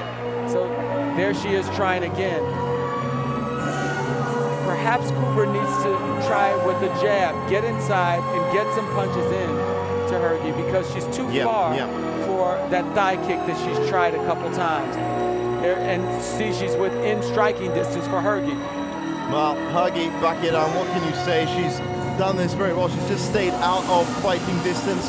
She's managed to engineer at least a 3 or 4 point lead for most of the judges, if not more, and now she's coming in with the big hits. She's able to block Kubra's kick because she's farther distance. She's able to block Kubra and still reach over and have Kubra in her striking distance. Kudos to Kubra for turning that around, but they're both down at the same time. And with 30 seconds left now, Huggy scored a lot better in this third round. Double digits for her, right? For a couple of judges with a big points, 11-3, 10-4 on those double digits, so she's doing very well. Right, Cooper's put out a lot. Having to go 3 rounds. Hergy knows what this feels like. Look at this, how solid those kicks are. Yeah, and now it's double digits, all 5 judges. So this is a very good round. And you're right, she just is easy with winning 3 rounds. She knows what this feels like. She's been here before. In fact, she got to do more this time around. She actually got to score more points because it wasn't someone just trying to ram her off the late tie. More credit to Krista Dyer for that. That's right, but you can bet with Kruber. It looks like we may have a little bit of a need for medical attention here. Give both ladies a little bit of a breather. Well, just 5 seconds left in, the fight. And it looks, yes, I thought it would be. There's a nose kit that they bring up, which has a lot of tissues as well. And thankfully, that is the least of the medical requirements needed. Well, big 5 seconds. Cooper is still fighting in those last few seconds, giving it everything she has. What a performance from Huggy Bakian. 13-3, 12-2, 15-5, 17-5, 12-4. That is competition. That's up there. That's right up there with the highest standards in the third round. Third round. She fought back from a very determined Kubra who won that first round. And against a Turkish fighter as well. So, well, possibly a dark horse. She's made it through the semifinals, and that means our full semifinal lineup is... Look at that credit to both women. She walked over to get her out of her corner because she recognized that Kubra gave her a strong fight. And so it is Shabana Mansourian from Iran, Delphine Stambouli from France, Wala Moussa from Egypt, and Huggy Bakilan from the Philippines. And if you want to know a really trivial fact, Tony, all of our semi-finalists were red. Wow. That's amazing. You're the statistician of this team. I just noticed, I say, these patterns just lift off, but yes, it's true. The red side or red corner has been very, very good for the women's 65 kilogram. And now we move into 70, just the one bout for 70 and 75. That's up next. We've got Iran's Mariam Hashemi Faroud taking on Daria Shena from Kazakhstan. And Daria is in the black, and well, we'll see if this lucky red side keeps going, because Mariam is in the red and it's an Iranian fighter, so not much luck, I suppose. But Kazakhstan, Iran, we'll see. Kazakhstan has shown us some strong fighters, and we'll see. I don't think we've seen these ladies. No, before, we haven't. Right? We have not. The 1775 kilogram. Here on our third day, we have an opportunity to see new fighters. Yeah, exactly. They're going to be. Oh, we've got a lot more new fighters, I can tell you. We're going to be hitting up to 90 kilograms by the end of the week. Look at the speed of the hands of Mariam. So far, Mariam is the only fighter to have scored. Red, again, pulling away. She has fast hands, and she's going in. Well, there's just echoes of Shabana Mansouri in there. You make those legs a bit longer, and it could just be. That's right. It could be the same fighter. Look at that. Look at that. She has speed.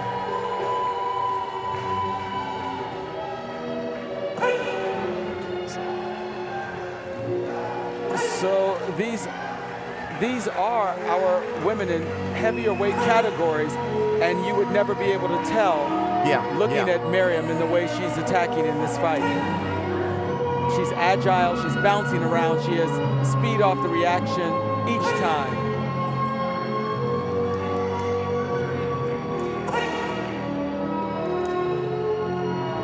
Let's see if Daria's able to do anything to stop this barrage. Again, you've used that before. Yeah. This barrage that Mariam is. It's just a constant wall of pressure. Essentially, that's what it is.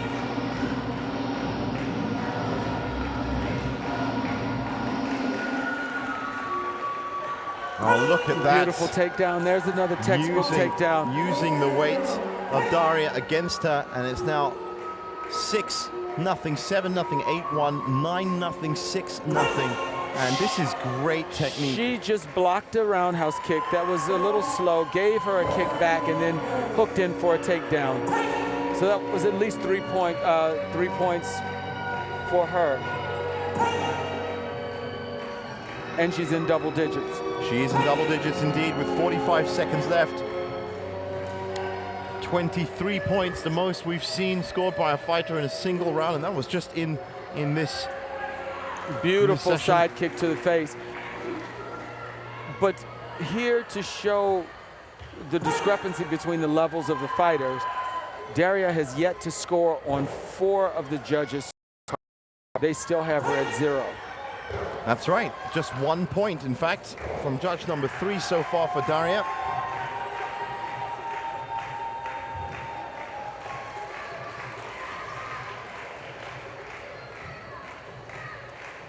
Now, a bit of a clench. I'm sure the referee's going to break that up, yes. We might finish this round with Daria failing. Oh, there was an admonition there, and so, Daria has earned points if you've got yourself a penalty point. Beautiful punches. Look at that flurry. She's not finished. She says, I can take you down. Very solid performance there.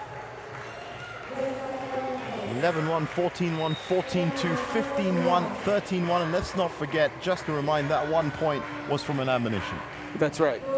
So really a clean sweep there, and well, I don't know who's impressive right now, the Vietnamese fighters or the Iranian fighters. Well, let's say they're both impressive. They're both we impressive. We have some impressive fighters also from Turkey. But this is the experience that you see in the fighters. It's our first fighter that's decided to sit down on the safety cushions there and get her words, and she won the round. Yeah, but as you said, leave everything on the late tie. And that's exactly what I think she's done. She's finally motioned over her to her chair, 10 seconds. I'm sure there's no legislation with that. Yeah, you can sit anywhere around that chair, can't you, Tony? Usually you don't sit there on the apparatus. There is always that technical specification. That's why she's moved her over there. We've seen a lot of fights, and we haven't seen anyone do that. So that's true. Her coach was correct in pulling her off of there. Well, that was interesting that Daria started that so big. It ended with her being off the late tie. So early points again for Mariam. It's possible Mariam will say, let's finish this easily and get you off the late tie. We know that she doesn't have to do that. She's a strong fighter. She's just reversed and earned a point there. She needs a little equipment adjustment. She can't see. She needs. So 4-0. Well, about the 4-point lead is the average right now for Iran over Kazakhstan here. Mariam Hashemi Faroud taking on Daria Shayna. Daria in the black, Mariam in the red.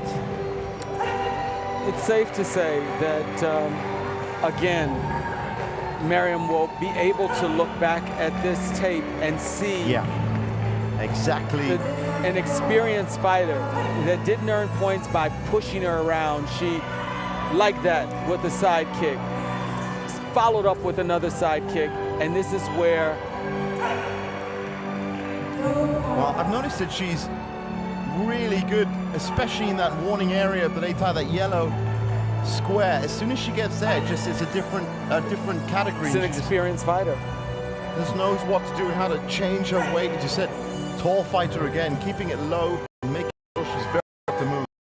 So one of the things that you find for the countries that know how important it is, they actually train on a lei tai, as opposed to training in a ring. Or, That's right. So even if they don't have a lei tai, having the same type of flooring that we're using in the warm-up room for the fighters gives you a sense of where you are on the international lei tai that's used. So that's what you see when you talk about how different she is once she's past the warning line. Absolutely. But it's great to see that you're facing different threats once you're past that yellow line. So you have to therefore you're not seeing big open kicks coming from there. You're not seeing big fights. You immediately make yourself very compact and very small and hang on to the lines. And the headgear just being... It's her headdress. Yeah, it's her headdress that's falling in front of her eyes, and it has to be adjusted. She did receive a penalty for it. Well, technically it is, said a... Well, the issue is whether she took too long to do it, because it's been adjusted a couple of times. Yeah. So apparently the referee, and it's possible by sitting down when she did it, as opposed to it being adjusted in a couple of seconds. But she has a safe lead, and she can make up that 1 point from the admonition. Well, she's a good few points behind Daria. There was a wild right that she threw just now. It was ducked and evaded very well by Mariam, who is a full 10 points ahead on most cards. And that's a great takedown. Sure, and the coaches over from Kazakhstan probably taking something away. They probably knew that their fighter was really about to face a strong opponent. Everyone has to have their first, second time in the late.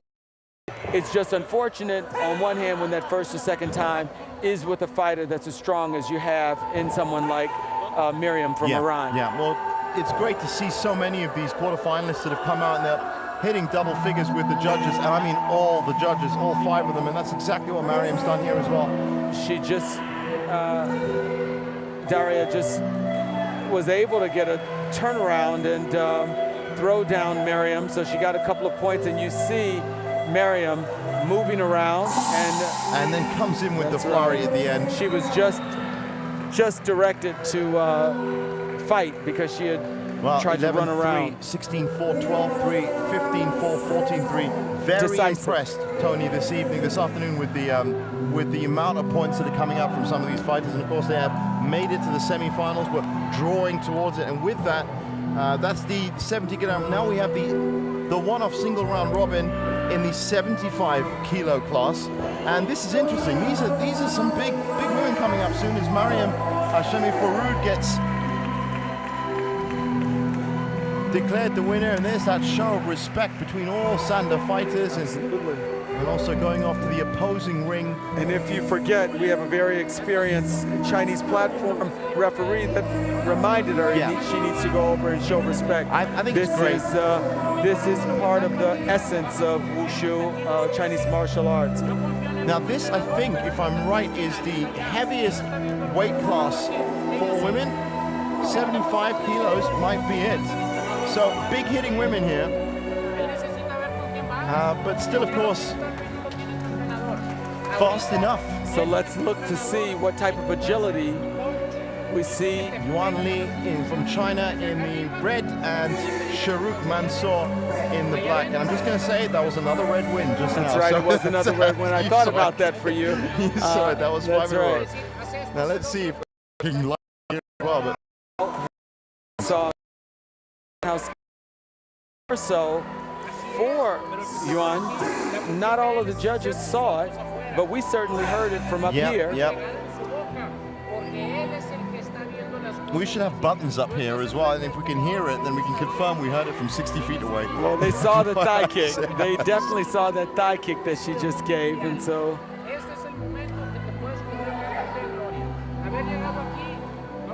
And it is so great to hear so many different languages echoing around the Historic Island in Jakarta. There's people behind me, there's coaches, there's fans.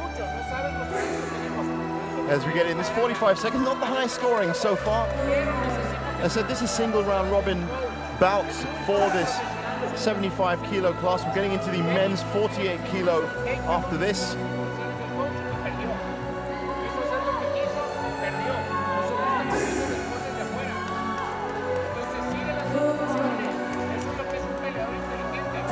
A lot of great fighters coming up. I'm just having a quick look. Still a lot to come. Don't go anywhere and keep it locked to World Wushu TV, because there's a really, really incredible fight card. Beautiful punches coming from Yuan. And look at that. Off the platform. Look at the strength of that. She's already engineered in this round a good 5-point lead. I'm sure she's going to want more. And just evades, backs back, one step back.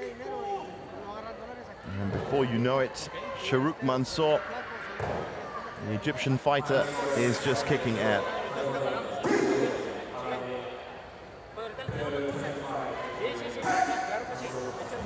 So as you pointed out, These are women in heavier weight category, but we see some agility from both of them, actually. It is a little bit faster than you'd expect from a 75-kilogram men's category. Beautiful thigh kick. Look at the timing. Kick. Sharuk is finally on the board with a couple of the judges. Not every judge has seen enough technique. Still. But it's low scoring for both women. So Yuan is 6 points, should be enough, but it's strange to come down from the double digits that you've been watching for the last two bouts. But that was a little bit more strategic, and as I said, as they get taller, as they get heavier, it becomes a different type of fight. You really see the evolution of all of it.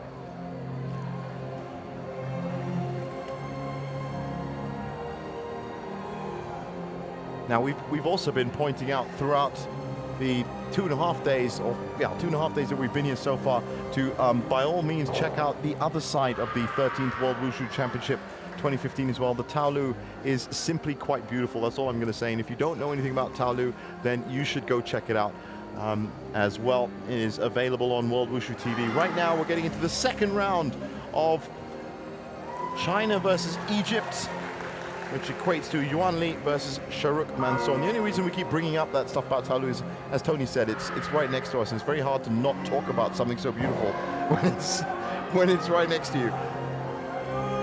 By all means, do check that out. Right, here we go. Now, what could Sharuk do here, Tony? Get back into this. In this case, Sharuk has everything to gain and nothing to lose here. That's right. Look at that second round principle. Look at how active Yuan has come out early in the round. So Yuan is mixing it up, and she's going to throw more technique at Sharuk. She knows that she can. That's right. She knows that she can use this thigh kick. Wasn't scored. We're almost at 30 seconds, and only 1 point has been scored by Yuan. Yep, that's right. That the judges have seen. Well, so there's a roundhouse kick. Let's see if they wasn't scored. Sharuk tries to drag her opponent around, possibly looking for the push-off. So Sharuk, what she has to do is recognize that when she takes the risk to come in, she might get scored on, but she also has the opportunity to create a scoring opportunity for herself. So the hesitance to stay outside of a fighter that's a strong fighter, that's already 1 round up, doesn't advantage her. Exactly, absolutely. The close, of course there's always a concern in, want to get knocked out. But I don't think that's what these women are facing. It's a matter of Sharuk not knowing how to get in. She is facing a tough opponent, but Sharuk is also a strong fighter here. Now, she managed to get Yuan's glove off there, but it was a good open exchange. But in that exchange as well, you just got the feeling that Yuan Li was a little bit more at ease and stable with it. Yuan Li, like many of her, like all of her teammates that we've seen, very grounded on her feet, even as a tall woman. Still grounded. So when Sharuk is charging in, Yuan Li is not thrown off balance. Yeah, exactly. And she's definitely not going to back away. So what you're asking for, and this might be the hesitation that you're talking about, is that how do I get in? How do I get in, score some points, and get out without getting points scored against me? And just in the time it took for me to say that is the kind of hesitation that is going to be going through these fighters' minds. It's not an easy proposition, and it's not an easy fix. She knows she's facing, Sharuk knows she's facing a champion fighter. Look at that, a tough fighter. Big hits again from Yuan, and now she's about 4 points clear. But it's only 3 points. Yeah. This is a kick and a punch from Sharuk. If she's able to get them in, she might have to throw 7 punches to get a couple in. Yeah. And that's it. Just go for the buckshot approach and see what happens. And maybe that flurry of 7 punches will also upset the rhythm of Yuan coming in. This is a case where Sharuk has to make something happen. She can't wait for something to happen from Yuan because Yuan's calculating. she's letting her come in. There she turned and gave a spinning side kick. Didn't make it in, but at least that's some innovation on her part. We didn't see it earlier.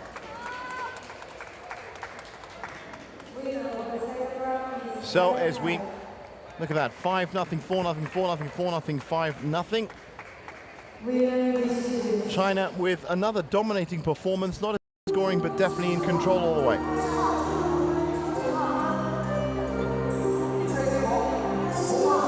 So, with that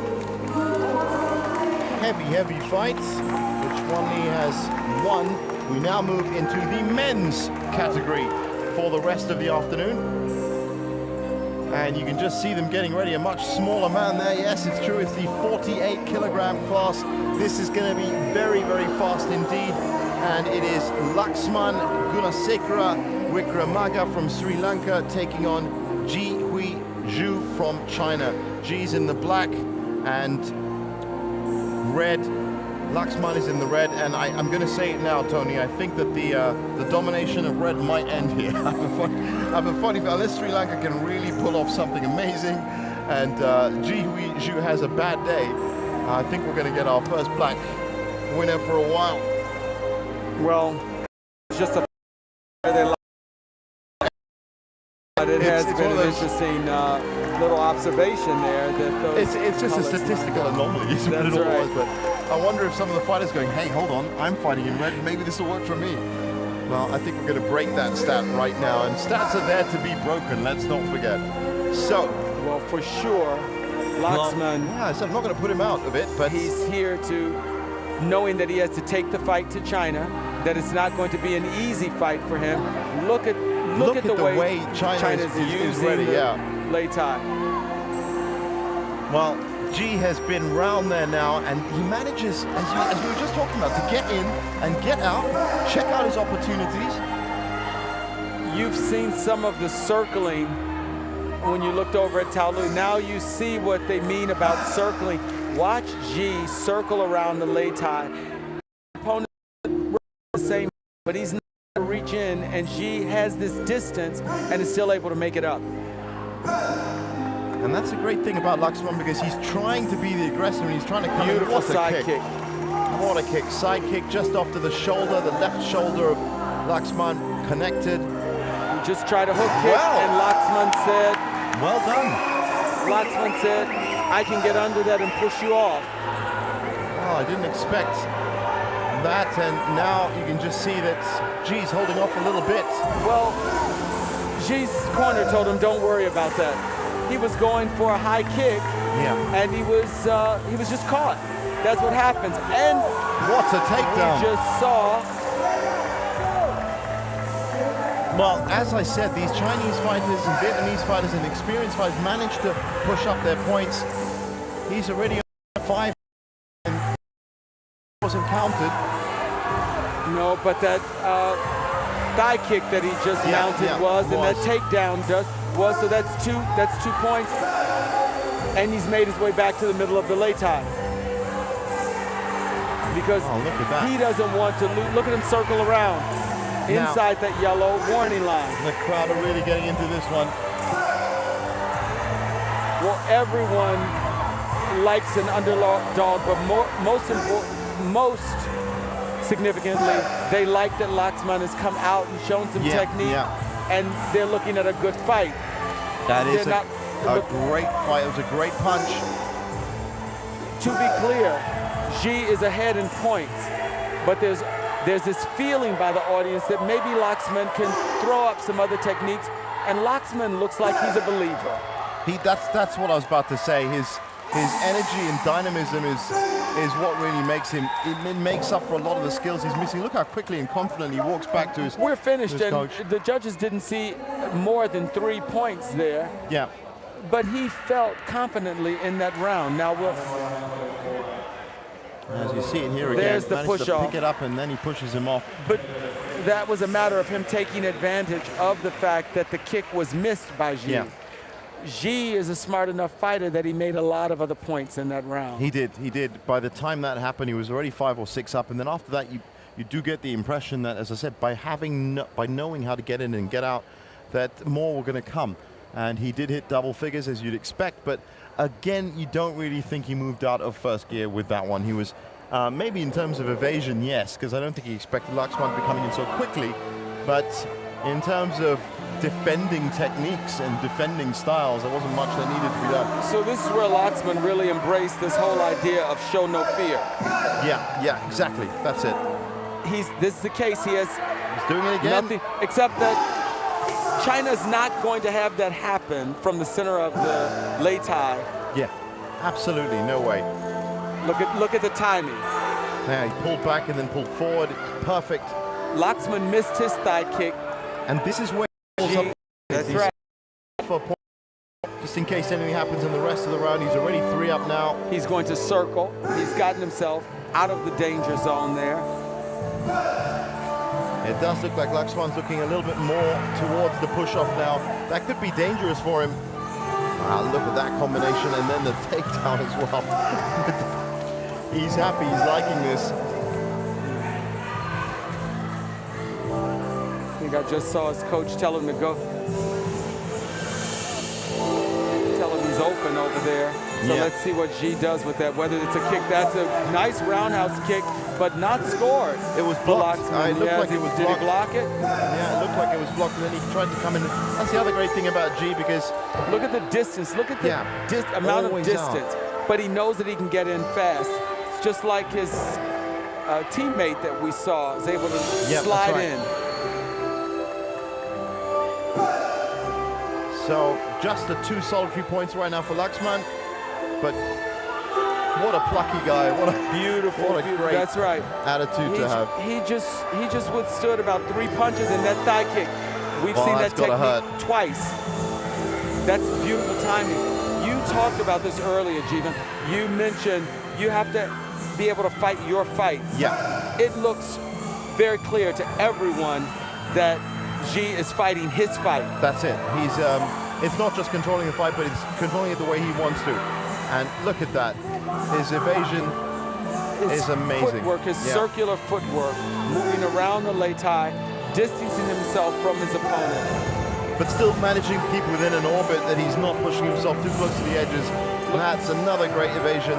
That kick is where he scored a thigh kick each time he misses. That's right, Oh, it's such a, as I said, when you're trying to go for the big techniques, you do leave yourself open afterwards. That was great. Oh, wonderful stuff. He's off.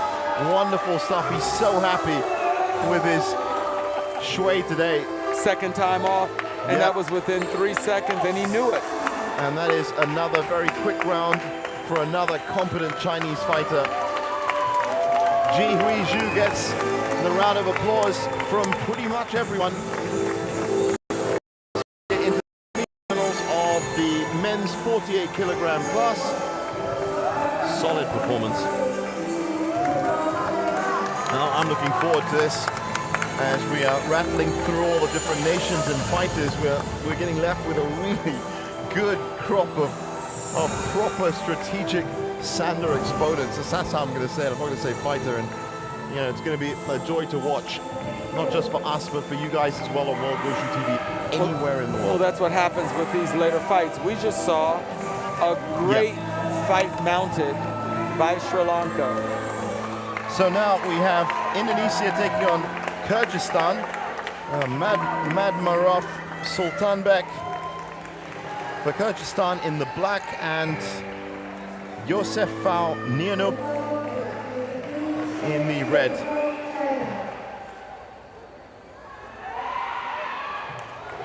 This also a quarterfinal. In fact, we've got quarterfinals all the way through. A lot of semi-final berths. In fact, 26 of them. And that just gives you an idea of how big this competition is at the 13th World Wushu Championships. We're dealing with 26 semi-final berths just on one afternoon session. Sultanbek is facing a hometown favorite here in well, this is it. And you can hear from the whistles immediately. Indonesia in the red, and look at that. He's just trying to get the push off there because he realizes how close he is. Looks for the throw off, gets a takedown anyway. Wow, this is Great Fast stuff. and furious from that But he 48 kilograms. scored one apiece for that. Oh, wow. So someone saw a punch in there, or a thigh kick. So now Let this thigh kick. Madmarov is trying to make his mark. Good duck. Youssef should get that. Well, both went down. I didn't see who landed first. Black went down first, but you saw the roll, and that's what. Nice punches there from Indonesia.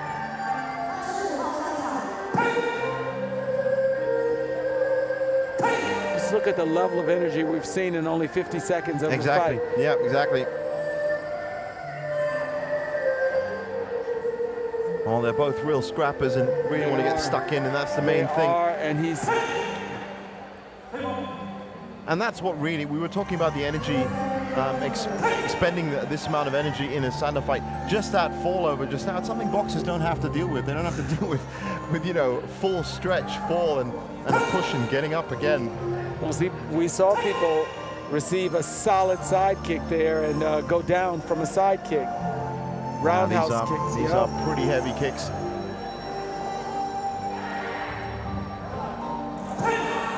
And there you have Sultanek stepping in and throw over his hip. So it started off with the hometown hero Youssef racking up some points, and now it is Madmarov the sneaky lead, well, at least with one judge. It's really interesting. It is. It could go anywhere with 20 seconds left to go, but it looks like Youssef's done enough now. Well, maybe. Oh, what a powerful throw that. This is another case where the last 15 seconds, some judges saw that punch and put him right ahead, and he's hoping that that takedown, that gives him 2 points within 5 seconds, that puts him slightly ahead. Will he be able to hold on to it? And he just did by his opponent going down on one knee. 6-5, 8-5, 8-3, 6-7, 10-5, 8-4. And all decided, as we've seen in the last 5 to 10 seconds. Last 5 to 10 seconds, still not enough with one of the judges who scored it black. But what Sultanbek can take away from this is he was close in the fight. So he knows he has the technique. He knows he has the technique to stay competitive in the fight. Indonesia realizes that they have to do that plus a little bit more, because Sultanbek is going to come out more determined to even this up. Right, and that's exactly what these coaches here are telling them. The famous red and white flag of Indonesia, and also wearing the red gear.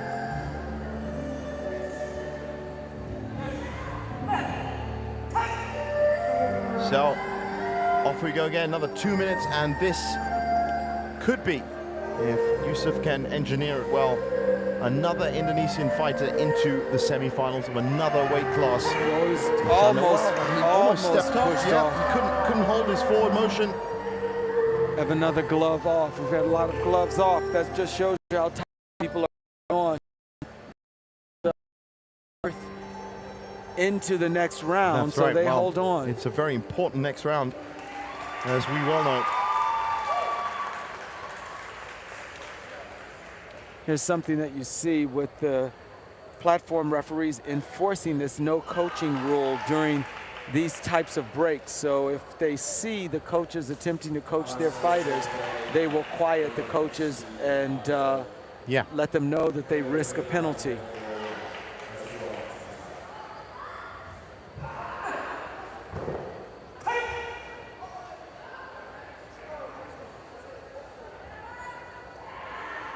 There's a jab in, not scored. So still, we have Sultanbek with the only scores so far. Now we have Youssef in for 1 point, but there's a thigh kick that'll earn him some points and a push off. Oh, wow, He's big push as just well. earned a thigh kick and 2 points for the push off. So he's now in the lead with a 3-point cushion, but we still have in 26 round. So Sultanbek clearly can come back from here. You'll see Youssef trying to get him over there and push him off again, and he does, and he just won that round. He just won the round and the bout. With the 2 push-off, Youssef finds his way to the semifinals. Well, it's probably arguably a good strategy for him in that fight.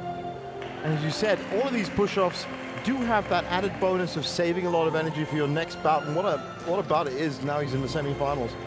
Well, Sultanbek was still fighting when he ended up moving so close to the edge. Well, I can tell you one thing. You are going to love the next fight that's up here while we watch Youssef get the big cheer from the crowds. Because we've seen both of the next fighters, and they came out in the first session. One of them was Uchit Sharma, the first fight to kick off the entire tournament, and the other one was one of the most ferocious Vietnamese fighters that we've seen. If I'm right, yes. This is Van Hong Dinh against Uchit Sharma at 52 kilograms. And I'll just go through the semi-finalists that we've got in the 48 kilogram class, and that is Ji Huizhu and Yusuf. Now this is going to be interesting. India, Uchit Sharma, he came out, he was aggressive, and he really pushed himself, and he really tried to move himself through his weight against a Vietnamese fighter that, like all the other ones, is... We can expect from Ting strong to see some fighting. Exactly. Vietnam in the red, India in the black. And that's exactly what I was saying about Uchit Sharma. He's not afraid to get stuck in. That's right.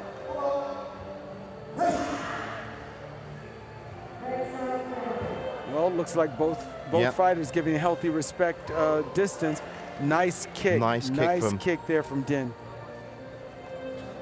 Not scored by everyone, but just trying to hang on, just hanging on. And I think it's probably going to help Uchit a lot that this Vietnamese fighter does give him this amount of respect, because most of the Vietnamese fighters haven't been giving anyone any respect.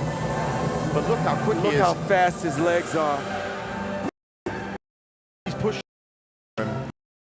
So didn't score with everyone on those thigh kicks, but the speed of that front leg thigh kick, it's impressive to watch. Look at that. And he got a push off, just as you've suggested. Yeah, and that's what he was looking for, and that of course gives him that extra advantage right here. It's a wild card there in his pocket. And that wild card can be played at any point, because it looks like Dinh... It's interesting.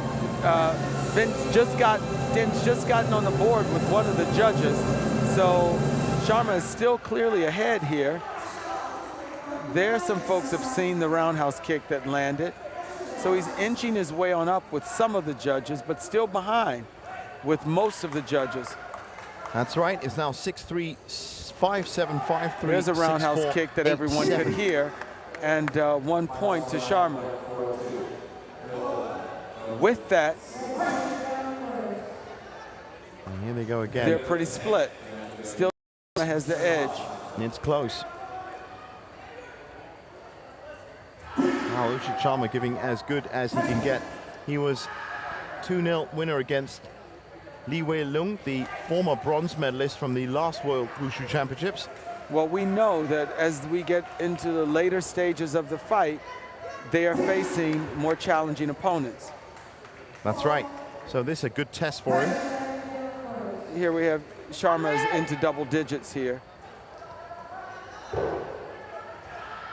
Dinh needed to do a little bit more. Wow, he just fought off beautiful balance, and we saw Sharma pull him off with him. And both these down fighters, to the last 6 seconds. Wily enough. It looks like it's going to go to Uchit Sharma.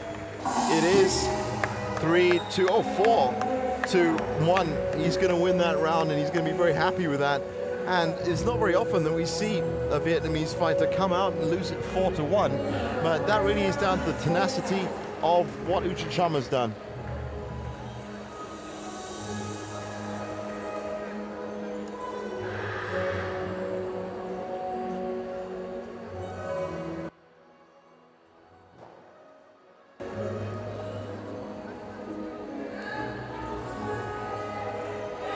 So, he looks pretty calm and composed, Uchichamma. I always have a healthy respect for fighters that hit themselves when they're between the rounds. And he just hit himself on the head 3 times, hit himself on the chest.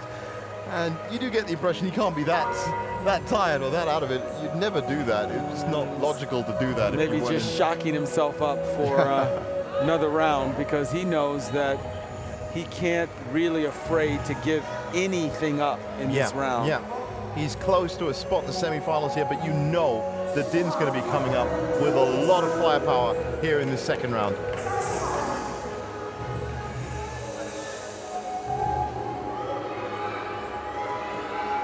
Oh, interesting. Wiping down the torso guard. Yeah, the platform referees check to see if you have too much water from that break, and if you do, it's the wipe. Significant. Look at, he Oh, caught look at that. He Look caught at that. Caught that and pushed him off, and he got it. So, Uchichamma literally was lifted off the day tie there, and he's going to now possibly be a bit reticent when he goes into these clenches, because that's right. Din has that in his back pocket now if he gets him close enough to the edge. But Sharma has shown us that he knows how to stay in. Look at that solid thigh kick that both these guys have great balance. Uchichamma has fought in the last couple of years in MMA in India. I watched a couple of his fights, and he's very respected and well feared. And here he is at the 13th World Wushu Championships, and on the brink. He just went off. Wow. That ting was already called. That was pretty close. Yeah, that was pretty close. I was just about to say he's on the brink of a semi-final appearance. And that would have changed everything. It's a really intricate game of cat and mouse, because they're so good at balancing both of them. And very equal on the points, just 1 point separating them. Sure, all the judges have called it. Vin is getting this thigh kick out, but it must be too low, because we can hear it, and it's not scoring. He has stayed at 2 with most of the judges for a long time. Both of them still a low-scoring round, and he just got 2 points. And we have Sharma still moving around down there, even on the lay tie. He's a determined fighter. Understandably so. 30 seconds. There's just a tiny bit that in. Thigh kick just edged Sharma above Din. Well, that push kick will edge him with the judges that saw it, but not every judge. And it looks like he just has to stay on the lay tie, and he should do it with 10 seconds left. He's going to win 3 out of 5 judges right now. Just a couple of points roundhouse max. kick. Roundhouse kick earned Din some points, but that takedown gets 1 point. No, it's going to be close. It's going to be very close. Oh, look at that with that last move. Uchichamma manages to close up in the last category, and that means that he has won it. But look at those scores. Just won it, yeah. He's just tied won on 2 judges. So it comes down to a 2-1 win with the other 2 judges split. So Uchichamma has made it through to the semifinals, but by the slenderest of margins. So this is a really tough loss. It's a really tough loss for Vietnam team. Yeah, exactly. They're not gonna like that. No, because you can see the coaches looking in disbelief. Still, but Din gave it everything, and Sharma, to his credit, gave it everything, fighting to the really last second. Well, I did say you were gonna like that one, and I knew from when we first saw him when he came out, even though he was against a different type of opponent, you could just see his tenacity, his ferocity in there. So now we have the 26-year-old Indonesian fighter Gunawan, and he came through against Mankan Lam on session 1. 2-0, that was in the round of 16. This is his quarterfinal appearance, and it's going to be against Jose Enrique Garcia de Alba of Mexico. Well, we saw Gunawan put up a really strong fight. Yes, before. yes, we did. We saw him. So the question is whether Mexico will give him enough of a fight to really challenge him. Now that name, I have to say, is familiar. I'm just checking the list. So, Mexico and Jose a sliding in the black. kick, and he lost his balance there. Gunawan went down, so there's 2 points, and he's trying to get them back easily, but he's got, wow. He had to lift him up. He couldn't even hook his leg. And he's got a hometown crowd solidly behind him. Exactly. He's a pretty well-known fighter around these parts.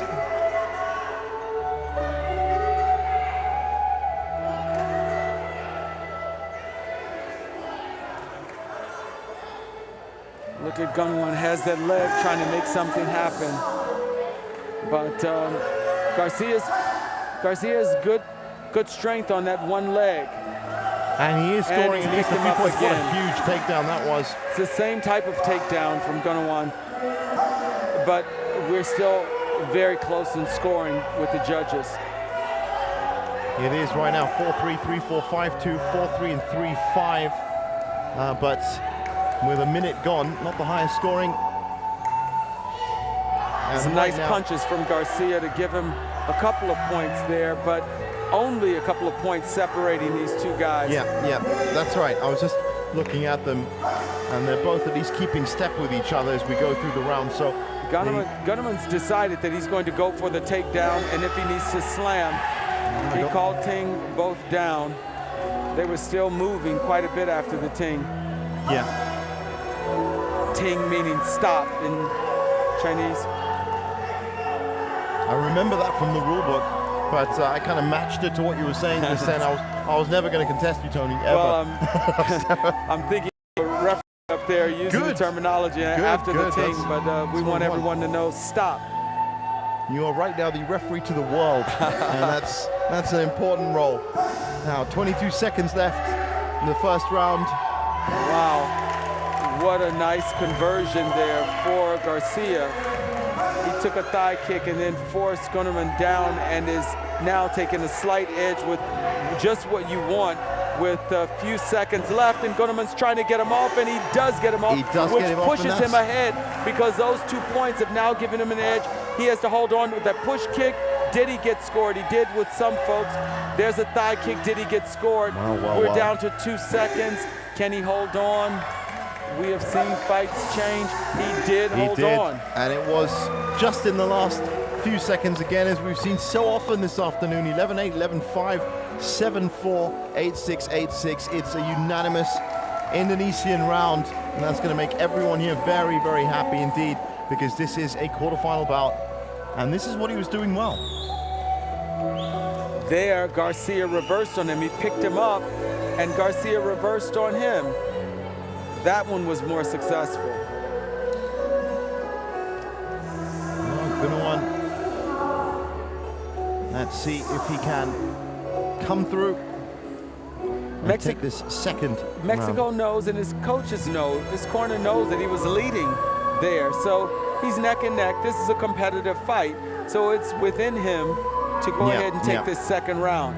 He has the urgency to take the second round, and hopefully Gunawan, realizing what's at stake here, has the fight to hold on to this match. Right. Look at that Mexico team up there cheering their fighter on.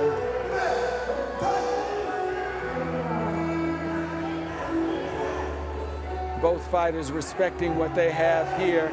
Well, exactly, and it's got to be a careful. He's got one takedown, so he's getting 1 point on the board. Garcia does. And he just scored with a couple of punches, but so did Gunawan. From Jose to get himself out of trouble. He was loitering dangerously close to the edge.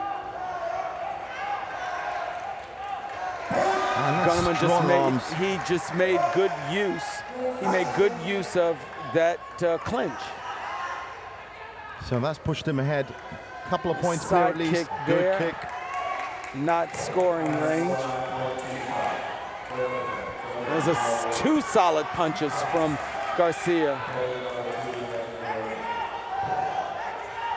1:12 on the clock. Let's see if he can. And I think Jose Garcia is asking for some of that moisture to be mopped up. The referee's asked him to fight on. Yeah, he can see it. Yeah. Look at that. Well, That's a pretty wild kick was pretty down wild, there. and he was open for a few seconds. He knows to stop Gunnerman here because in those clinches, the last round, Gunnerman down. Killer with only, and there was the thigh kick that earned him some points and the edge ahead. So this is where Gunnerman's corner needs to help him realize that he just no point there. No point, but no points. No. Gunnerman is close. He can edge this out, but Garcia is in the lead with some of the judges. It's not enough of a cushion. Well, he's getting a lot of support in these last 13 seconds from the Mexican contingent. Look at this. We're counting down, and they're going to send this into a third round. It looks that way, and it's by the closest of margins again, unless, no, Gunnerman can't do anything about it. So, wow, Mexico wins it 2-1, split decision with the other two decisions. So close, these last two fights that we've seen, and we're going to a third and deciding round here. Jose Enrique Garcia de Alba from Mexico has shown he's tough enough. The momentum corner really trying to push him, urge him on, because now Garcia is known he's come back by winning a round. He came back after losing the first round and just put himself back in this bout. He doesn't even need to sit down because the adrenaline is surging for him. He's all ready to go in, and that's his supporters that he's just walking in front of as well. They're all very happy. The rest of the Mexican team, of course. And a little bit of a pat on the head, and he's off. And you know what? I fancy his chances here.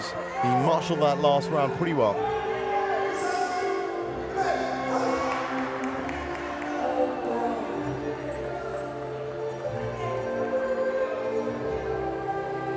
Gunnerman has to remember what helped to get him here, and he just overruled. He just earned 1 point. So just 1 point to. He just beautiful.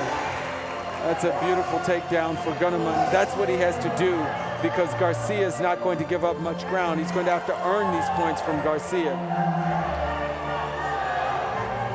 Well, get the feeling that the 3 points that Gunnerman's ahead now is not going to be enough based on the 2 rounds we've already seen. Oh, no, it won't be enough. No. You see a little bit pep in his step, too. You see Garcia turning to his corner.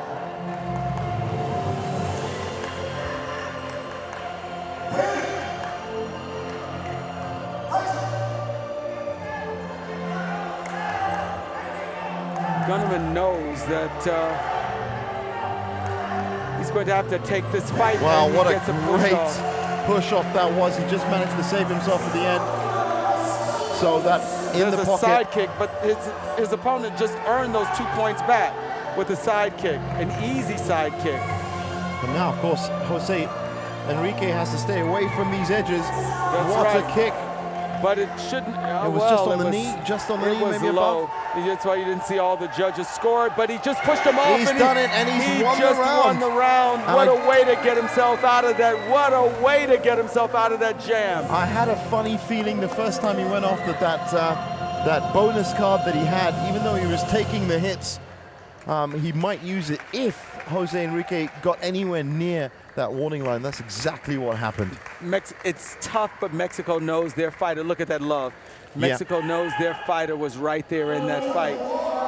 And it is good to see, as long as there's a good fight, then that's how it's going to go. So another Indonesian makes another semi-final. There's going to be plenty for these hometown fans to get behind over the next coming days here at the 13th World Wushu Championships in Jakarta, Indonesia. Up next, we have Yeonhwa Chan from Macau taking on Arnel Mandel, who we did see on the first day. Arnel Mandel, if I'm wrong, was it the first day or the second day? I'm sure it was the first day.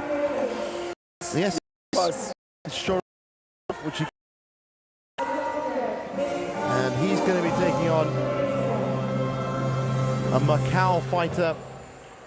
And not much known about both, but we did see Mandel in action, and he didn't have that much to do.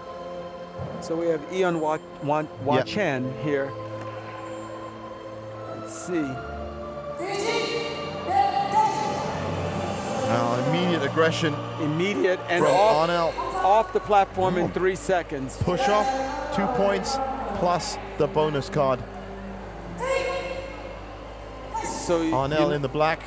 He's going to take him over to the side and push him off again, and he just did. The round is over, maybe he has something, a place to be, somewhere to be. Maybe he's got like a 10 seconds, like a hot date after this or something, because he's trying to get this done as quickly as possible. He finished that round in 10 seconds.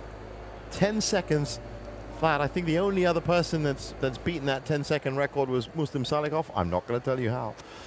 But, Muslim beat that in less than 10 seconds. I think it was less. Yeah, it was probably about 6. I think you're right. It was about 6. And most of that 6 was just starting around. Right? He moved twice. His 2 punches were in less than 2 seconds. But essentially, his entire fight took about what, 7/10 of a second, right. and that was about it. And still to this day, of all the fight sports that I've seen, is one of the, as you were saying, because I was building up to it as well, telling everyone around the world exactly what kind of legend he was. And you gave him a great build-up. But as legends would be, after he did it, he's just got the most calm and relaxed face on as well. So round 2, Arnel Mandel. Let's see if he goes for the push-off again. He's trying it. Every clench, he seems to be gravitating towards the edges instead of trying to fight his way out of it. So Macau knows that the fight was won from a push-off. So if he can stay in the center of the ring and fight, that's a better chance of really winning the round and getting back into this fight. And he didn't get here without any technique. So exactly, yeah. That's a great takedown. That's really nice. Yeah. From Arnel Mandel.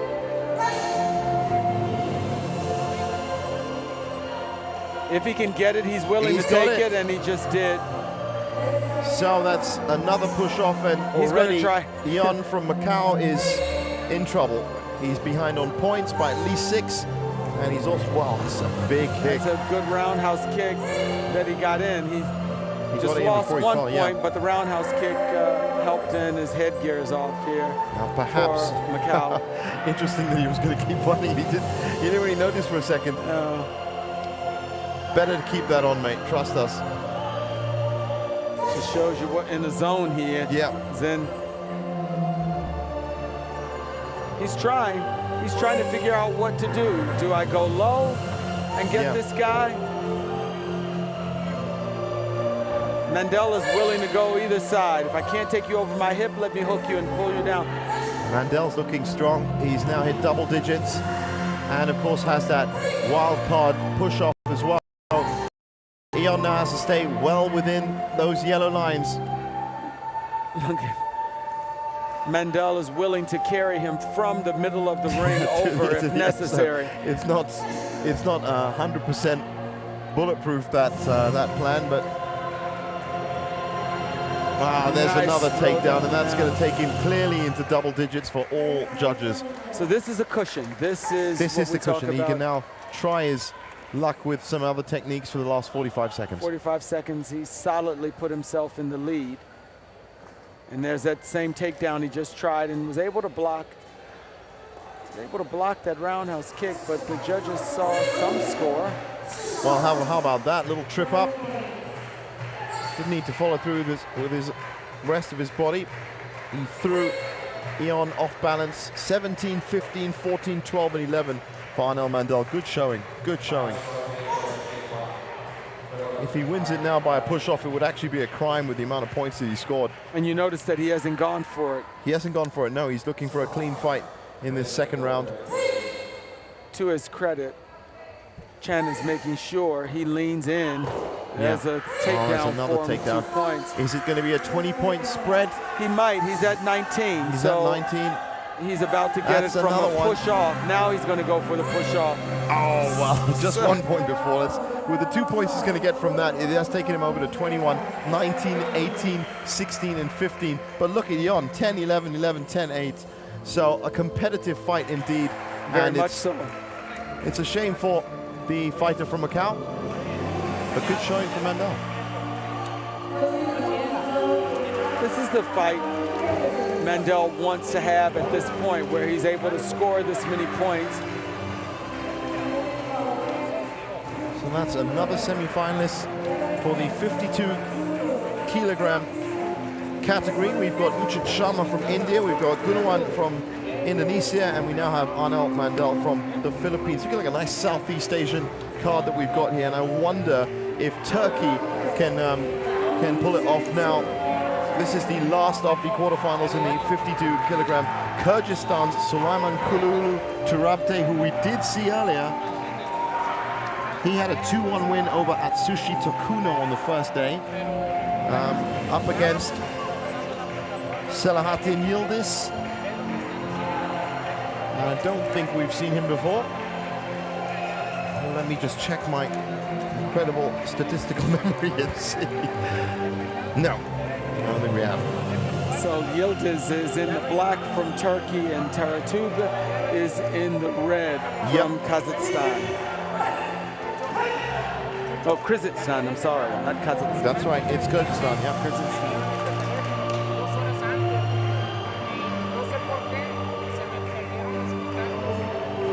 No, I can now confirm that we have not seen this before. It bugs me sometimes when you think about it now. As the fight's up, Taratub is showing us good hands, not enough to score, but certainly Yildiz has been scoring there.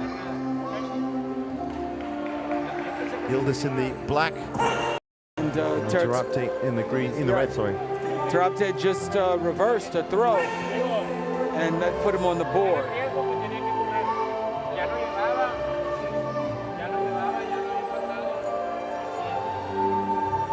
Both fighters really trying to make something happen, in contrast to those fighters that sort of wait and let's see what happens. And it's paying off for Yildiz. He's building up that lead 1 point at a time. Good flurry there from both fighters. Both fighters. Scored well. Definitely more clean connections from Yildiz. Turabte is held, and he's down. So, already double digits for the Turkish fighter in black.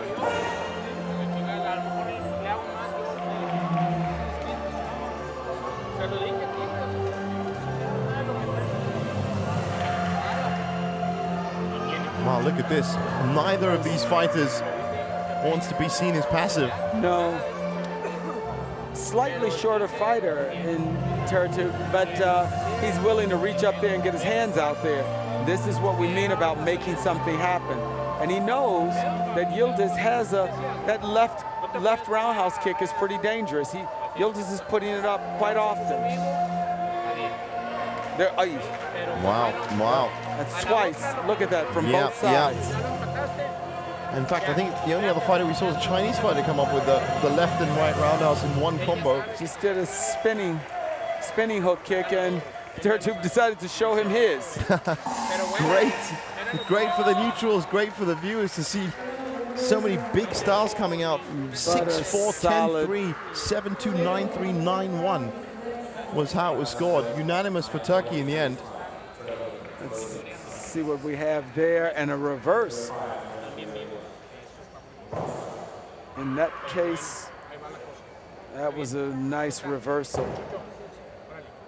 It just looks like a very tricky maneuver to pull off. But we have seen some of the other fighters just hold their ground and dig in and become literally like a tree trunk. And they're not going to go down.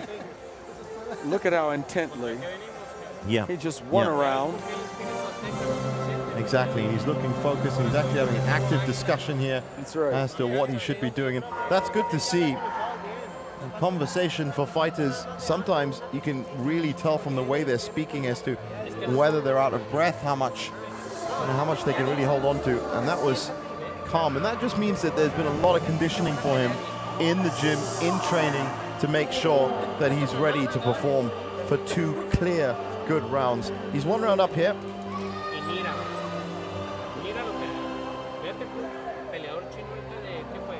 And no lack of speed yet for Yildiz.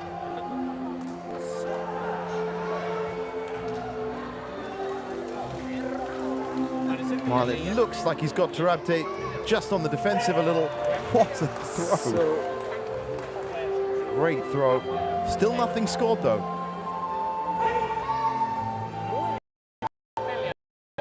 For all both fighters trying to make something happen, and in that case, Yildiz did. That clinch ended up with him on top, and he scored 1 point. But just as you've said, that was 35 seconds into the round. 35 seconds of energy, 35 seconds of attempts. Both of these fighters really trying to put techniques out there, and that's what you want to see. Kicks, punches, mixing it up. No, that looks like a There's shin. a push kick that, and that's definitely going to be a point. So the points really mounting up for Yildiz here. And with more confidence, he comes in with another big kick. That looked like it was blocked. That's going to score. That's right. He's kicking on inside and outside the thigh. And don't forget, everyone watching, that having 2 kicks of that magnitude on the inside and outside of your thigh is going to affect the general location and motivation of your leg. He just scored it again. So, big points from Yildiz. Kudos to Kyrgyzstan that he's able to still mount. Look, he's still right in there in the fight. So he's trained and conditioned and prepared for this fight. Slight reach advantage for Yildiz, and he's using it to the maximum. That's where he's able to get those low thigh kicks in. Well, he's definitely done it. 9-3, 9-0, 7-1, 7-3, 7-0. It looks like he's on his way to the semifinals, and he is. Salahattin Yildiz rounds off the semi-final roster in the 52-kilo category, joining Uchit Sharma, Gunawan from Indonesia, and Arnel Mandal from the Philippines. So a distinctly Asian feel to the 52-kilogram mark. Now up next we have the 56-kilogram mark. We have seen all of these fighters in, and there's a couple of tasty ties in there. Yusuf Widianto, who we saw in session 3 yesterday afternoon. Indonesian hometown hero. He's going to be up. He beat Mohamed Doumbia 2-0. And he's now going to be fighting Bhuchandra Singh from India, who I don't believe we've seen before. And Bhuchandra is going to be in the black, and Yusuf in the red.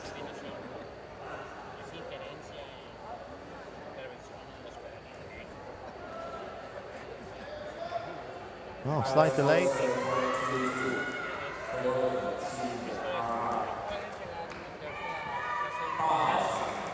Well, I think it was a mouthpiece. So we have seen Yusuf Widianto. He came out all guns blazing against Mohamed Doumbia from the Ivory Coast. But again, that was one of those Ivory Coast fighters that was favoring a boxing style. He's going to face something more difficult here. This should be an exciting fight. Straight down. And that's 1 point to India, 2 points for some judges.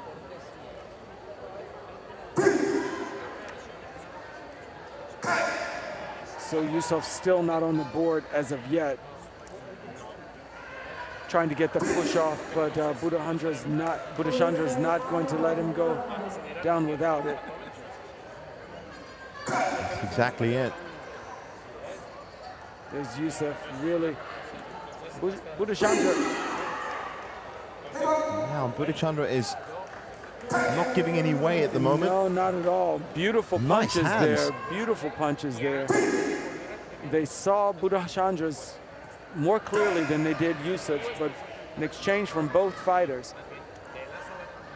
And as you can see here, yeah, it's still kind of evenly matched. One of the judges has definitely put Budachandra ahead. Oh, look at that. Trying to break out of the clinch. Get the takedown. We can hear that absolutely roundhouse thumping kick from there. And then the big slam as well. Roundhouse kick was from Red, and that exchange was from Budachandra, and then the takedown. So that combination earned him 3 points and puts him in the lead. Budachandra just tried. I'm sorry. Yeah. Budachandra just tried and ended up on the bottom of that takedown. So the points now falling a little bit more to India. Yusuf's going in for the clinch. His time is used up in that clinch as soon as he gets too close, whereas Budachandra is earning more, just as he did with that roundhouse kick coming in. He's in the same clinch, but he's earned 2 points before he gets in that clinch. Right, right.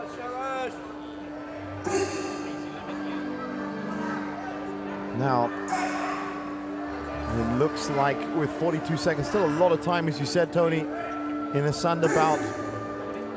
So here's a lesson, Jivan. If you're going to end up in a clinch, score a point before the clinch and after the clinch. Yeah, because you can't score during the clinch. That's right. Let's see what happens there. No point. No points.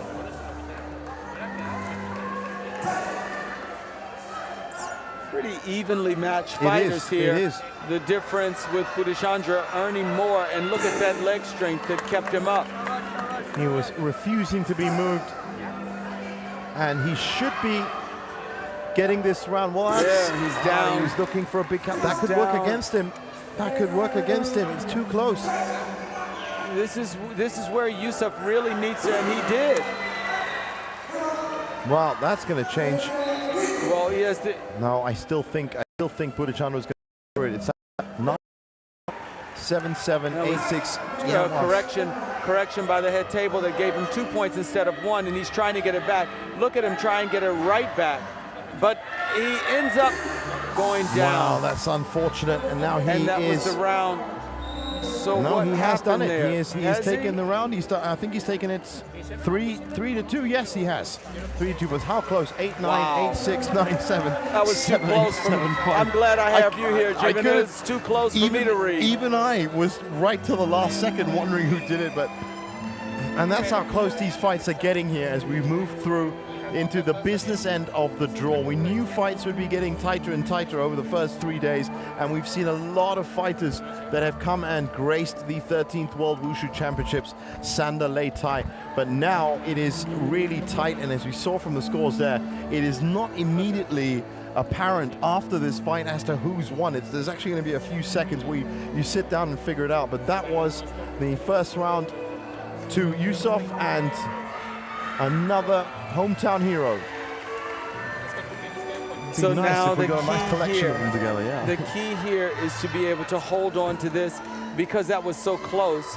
Yeah, and correction on my part, Budachandra we have seen, he took on Brandon Romulo Montalvo from Peru and came through 2-0 on that one. I had this itching feeling that name was a bit familiar. Well, Budachandra right on the board already. Just 12 seconds in, which you would expect. He knows, and wow! Wow, what a kick! Oh, and he turns it around, and he gets the takedown. So that's a great way of turning the attack into a nice point score for yourself. And the interesting thing is that roundhouse kick that Yusuf threw wasn't. Right now, Yusuf has been scored with just 2 points from judge number 5. He's going to try and. No. Wow. Wow, look at that. Wow, So this is an Buddhachandra. example of Buddhachandra knowing that he's competitive enough. Yeah. He has the goods. And he's now streaked ahead. Still just those 2 points from judge number 5 for Yusuf Widianto. He's about 6 points behind on all the other judges. There's still a lot of time. A lot in of this time, round. a lot of time. 118 left in this round. And I wonder if he can just start putting it together and clean this out. Mark, think headgear again? Yeah. Now, Buddhachandra's not giving up. He's always got a leg or an arm pointed towards. This is where early on in the round, Yusuf was trying to go down low for a takedown too often. Here, he needs this time to earn points, not to waste them. Yeah. So Exactly right. those opportunities, Buddhachandra's lowering his body weight, so he's not easily thrown. So Wow, look at that. There was nothing you do. This does mean we are going to get to a third here, I would have thought.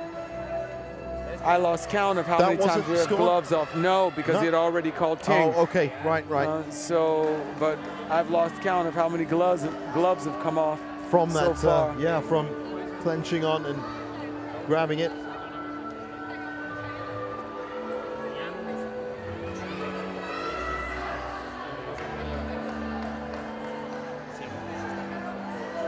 So, as we wait for Buddhachandra Singh from India to get his gloves taped back, we have a very urgent Yusuf Widianto who's looking with his last 44 seconds of round 2. He's already 1 round up to just bridge that gap and hopefully not take it to a third. But he only has 1 point from some of the judges, which means they haven't seen enough clean technique from him. Points ranging from 1 to 3. Now that could have got 4. What a takedown. That actually shook the Lei Tai.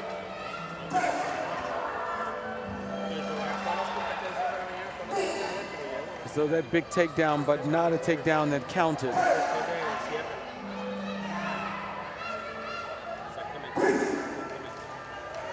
Now, would you have a look at that?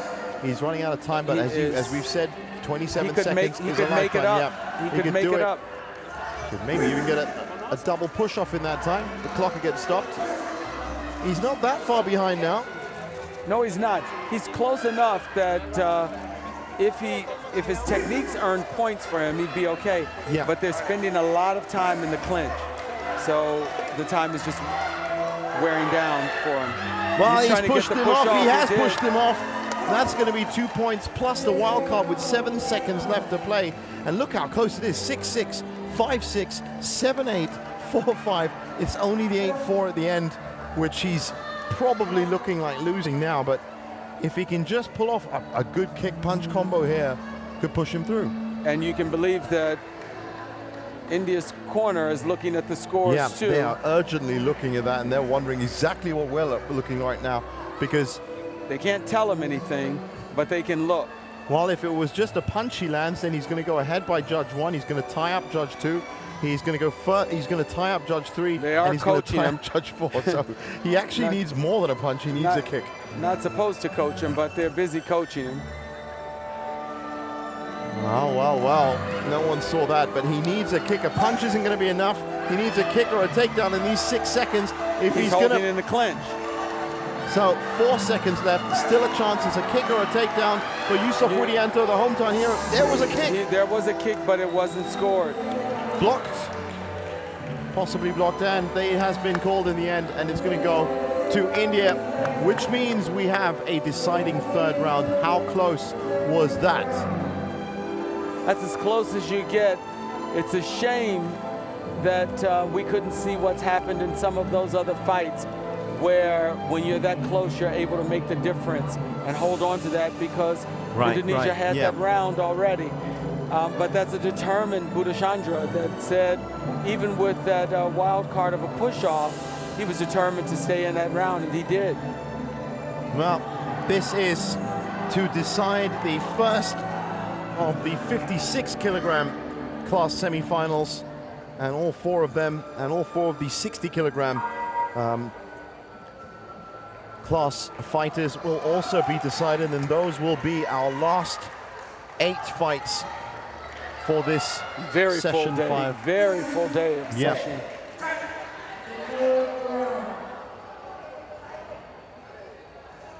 Beautiful, what a beautiful kick. This is where you make sure that the judges see the technique.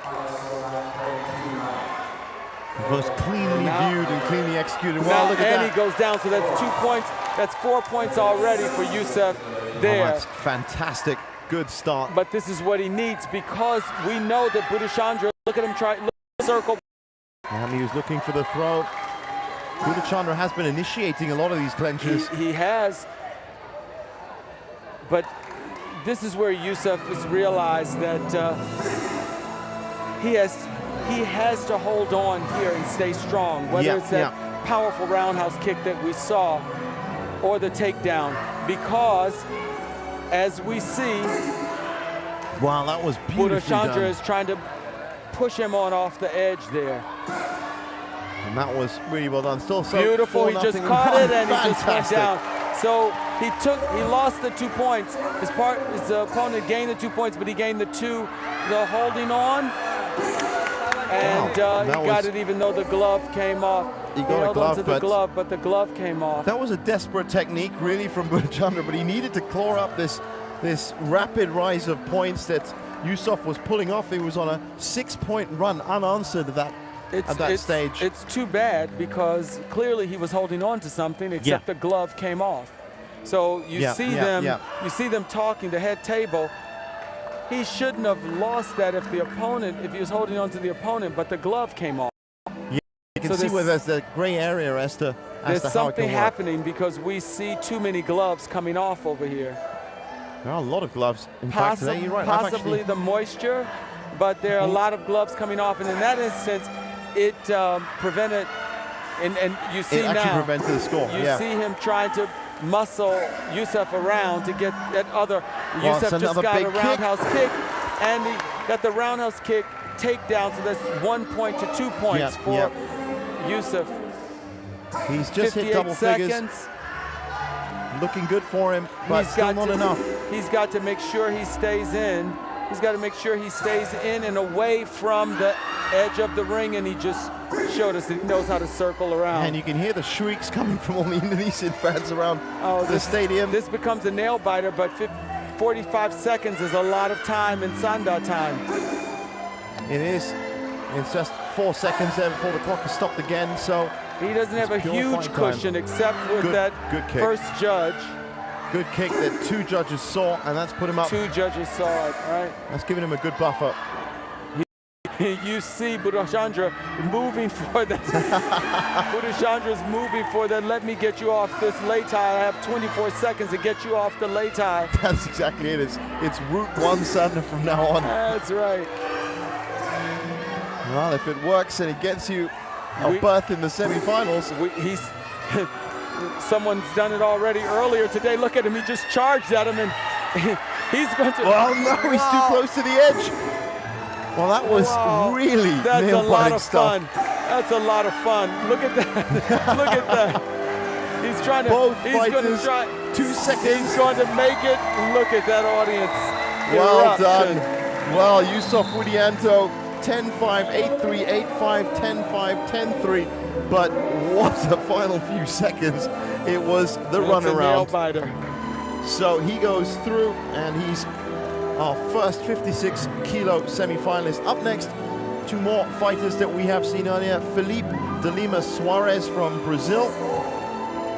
I just have to say, maybe a tough loss for India. He's dejected, but you know what?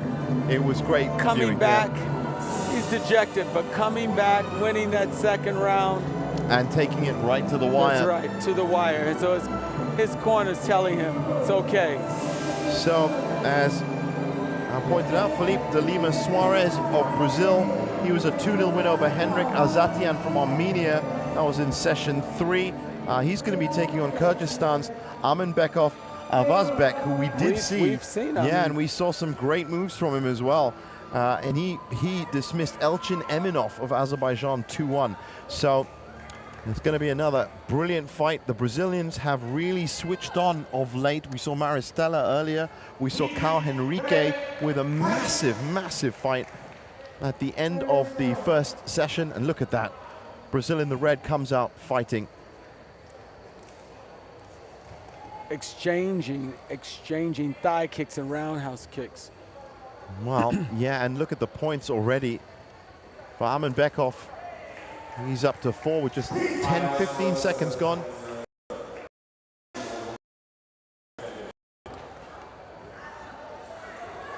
Wow, he's literally dragging Armanbekov. He got it.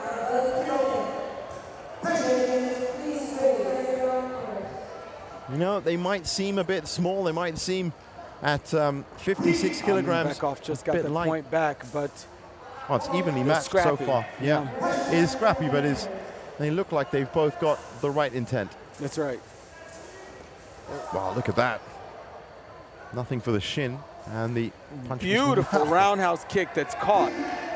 Catches the roundhouse, gets the takedown, gets the points.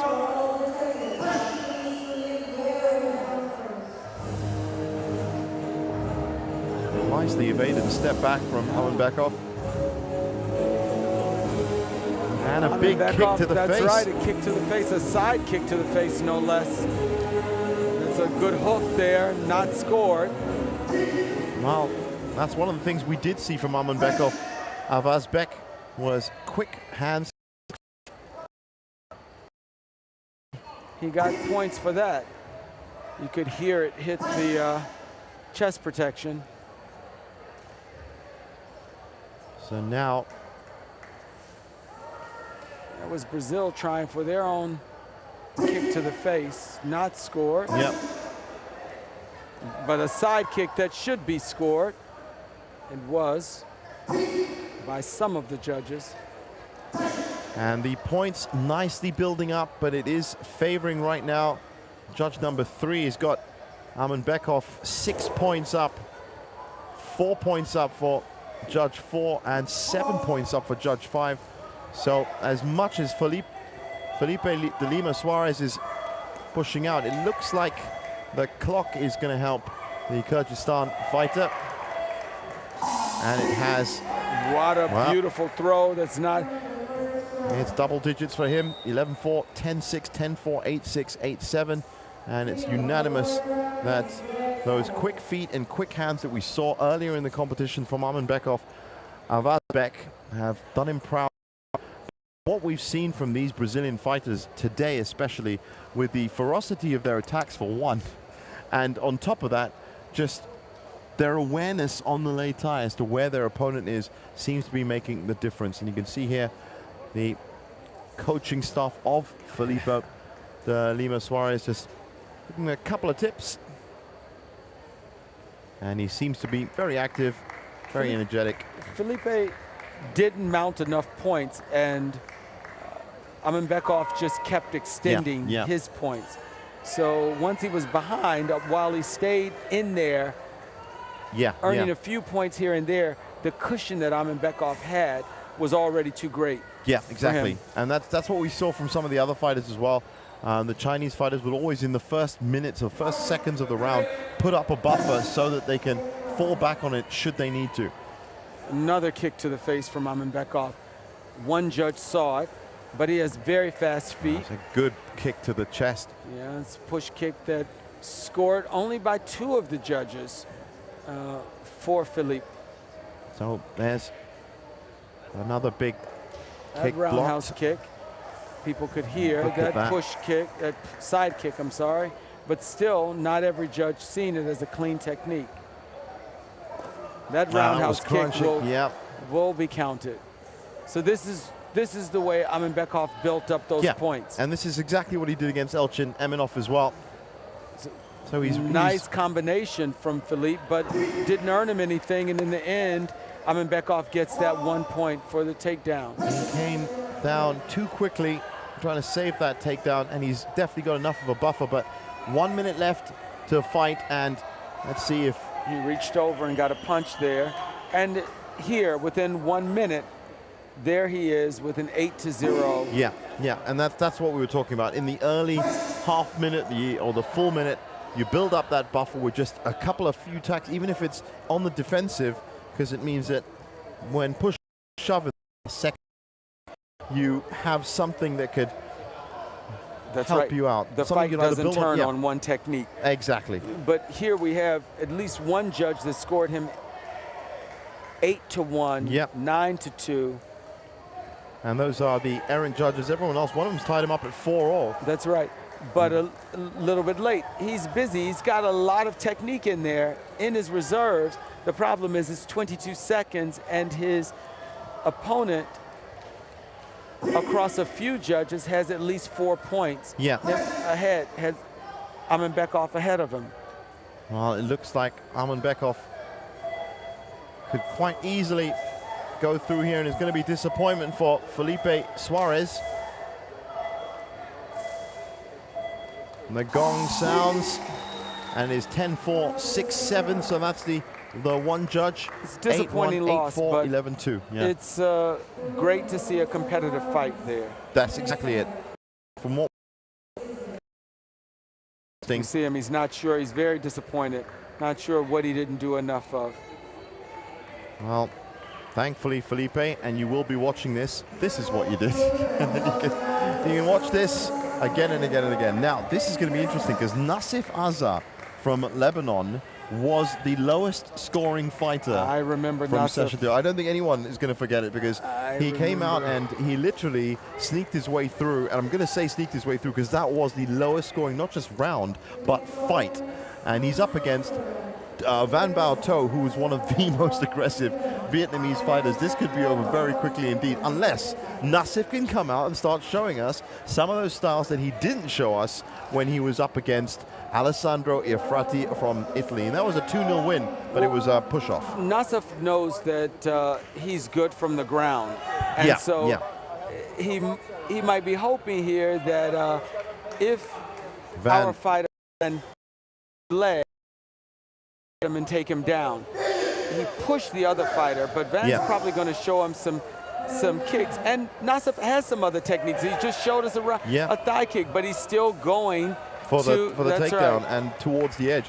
I wonder, we did say how it would work in the later rounds. Well, look at that. And there's someone here. Van has been able to take Nassif down. I don't think we saw that in the other fight. Well, the other fight that he was in against the Italian Alessandro was, he had a lot of time to work with, and I don't think that this Vietnamese fighter is going to give him that time. Van has a strong thigh kick, and he's taking him down again. Look at that. So, unsurprisingly, the points are falling towards Vietnam in the black. Look at him shuffling around. He's beginning to get into a groove here. He's making something happen. Each time he stepped in on that fast thigh kick, he scored on it. It's not necessarily doing any damage because clearly Nassif has strong legs there, but it's enough to score a point for him. So Nassif just a little bit hesitant here as to what he's doing. He's going in and trying to get those. He realizes immediately this is a much more skilled and much more experienced fighter. Look at him. He's not. He tried to grab it there. Doesn't work. Look and at the balance and the punches and the kicks. Look at that. Now this is a great showing from Van. This is what you talk when we talk about fighting out of the clinch. Van just demonstrated that was. And he's getting more and more into it as well. He's really enjoying this. You are seeing Van's fighting style. You talked about someone coming out and fighting their own fight. Yeah. So. Interestingly enough, Van just got passivity there. If that is in any way the platform referee, that's right. He alternates it. He alternates who he directs to start off if the fighters are taking too much time. Yeah. But Van got passivity, and that's amazing. That's incredible. But this is it. I mean, he's not having to fight somebody else's style and come up with a reactive style or a variant. This is how he would the gym. This just was if Nassif still hasn't done anything.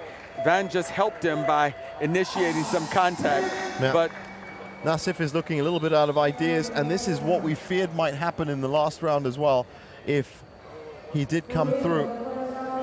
So that's a clean, as you'd imagine, unanimous vote towards Vietnam. And look at that, straight from the kick. Right. His whole body just moved forward, and he went into the throw after that and the takedown. And that really is impressive stuff. And that's what you were saying about chain combos, chaining these moves together. So if one doesn't work, combination gives you an opportunity to have one or two out of a flurry of 4 techniques that earn something for you. If you have just one technique going out, when you have fast legs like these guys, you can give that one roundhouse, that one thigh kick, and you earned a point or 2 points.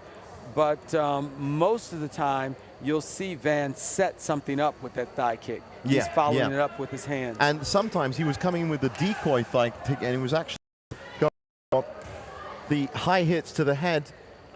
Haven't seen that many big punches from him. He hasn't needed them, really. Well, we call that if someone fakes with a jab and then follows with the right, he's faking with his thigh kick and following up with his hands. Yeah, that's right. Look at that moving defense. There's a punch and there's a kick. Look at the time. Look at Van's timing, though. Yeah. Nassif got that kick out, but Van is so fast, he's on top of all of that. Well, this is what we were afraid of, and now Van knows that he can go inside pretty much at will. Look at him. He's bouncing around, and we call it play wushu. He looks like he's on the lei tai playing. He's literally sparring away here. He's in his zone. You can see that, and someone's about to get a penalty if they don't move, because there's a lot of seconds in between. I think Nassif is a little bit out of sorts. He doesn't know what to do to get this fighter. Van just scored again with the thigh kick. So it's 0 points so far from all judges for Nassif Azar. In the first minute of the second round. We're under the first minute now. Nassif hasn't scored yet that the judges have seen, because the opponent that he's fighting has something every time he steps in. He has something. Now the ref has just admonished Nassif to go in. Nassif has to do something, but well, that was a bit of a sweep. Didn't work out for him. He gets 1 point for it. I think somebody saw a punch in there, but someone saw something. Another low-scoring round. We're at 29 seconds into this round. There's a thigh kick that you hear.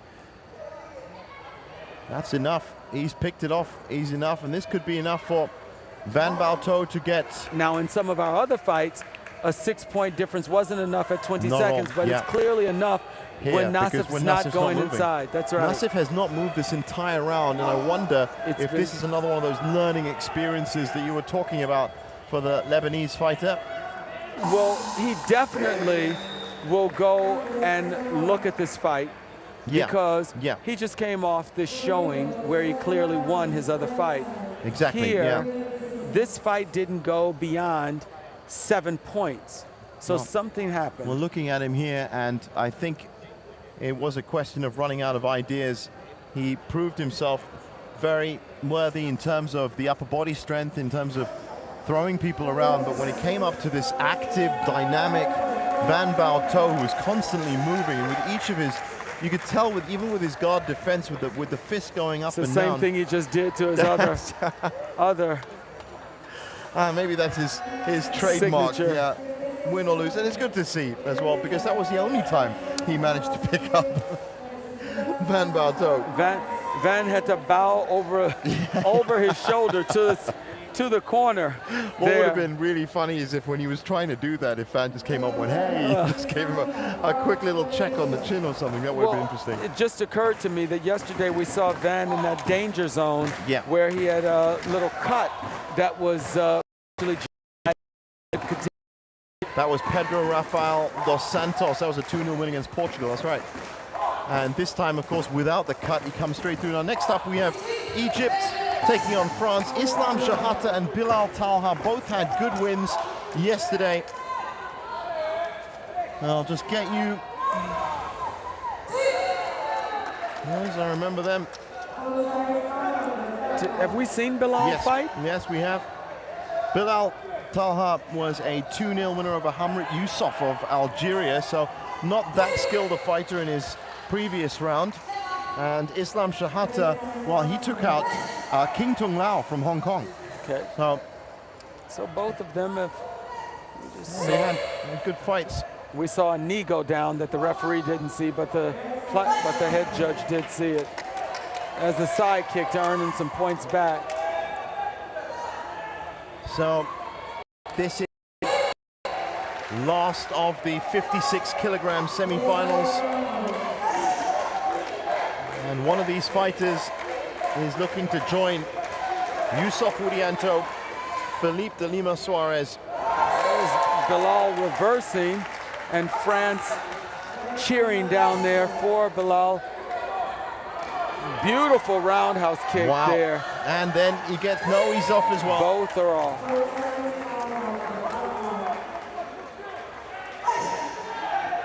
So now there's a lot of the French team that have grouped and camped in front there, supporting their fighter. Islam, let's see, both down. Islam was slightly ahead there. He's slightly ahead. Yeah, he is slightly ahead, just by a couple of points though, nothing really. With a minute, Bilal can turn this around. Oh, Beautiful throw from Islam. This is beautiful. Let's see if, look at that from Bilal to answer it. Now, what a competitive fight we have here. These are the kind of fights that you hope to see as we come close to the end of our day. There's a push kick to earn some points for Bilal, and there is Islam taking him down. So that push kick earned Bilal 2 points.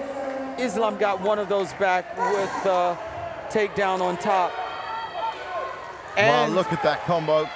Didn't really score, but someone saw it. Someone saw something, and there Bilal is going to take him down again. Well, that was a good coincidence there that he went down for the takedown when the spinning back fist was coming. It's interesting, though. One judge has Islam clearly ahead. 10-6, that's right. So this is where Bilal really needs to make something happen in these last 13 seconds so that he's not one round down. That's right, he just needs beautiful a good combo. Side kick there from Islam. Islam's making it difficult because he's stretching it out.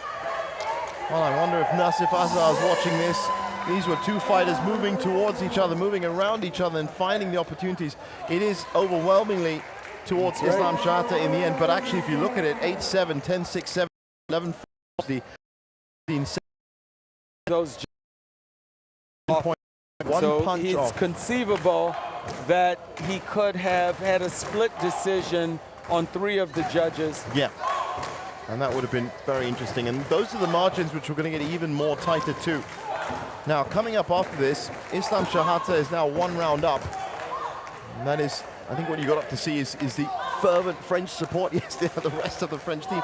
I think that's Kevin Petchy, actually, who is now out of the competition. I think that's him. But after this, we have those double fighters, those fighters that are from men's. I think that's Kevin Petchy. Yeah. Yes, it is. Yeah, they realize that while Bilal lost the round, he was very close. Very good round for him.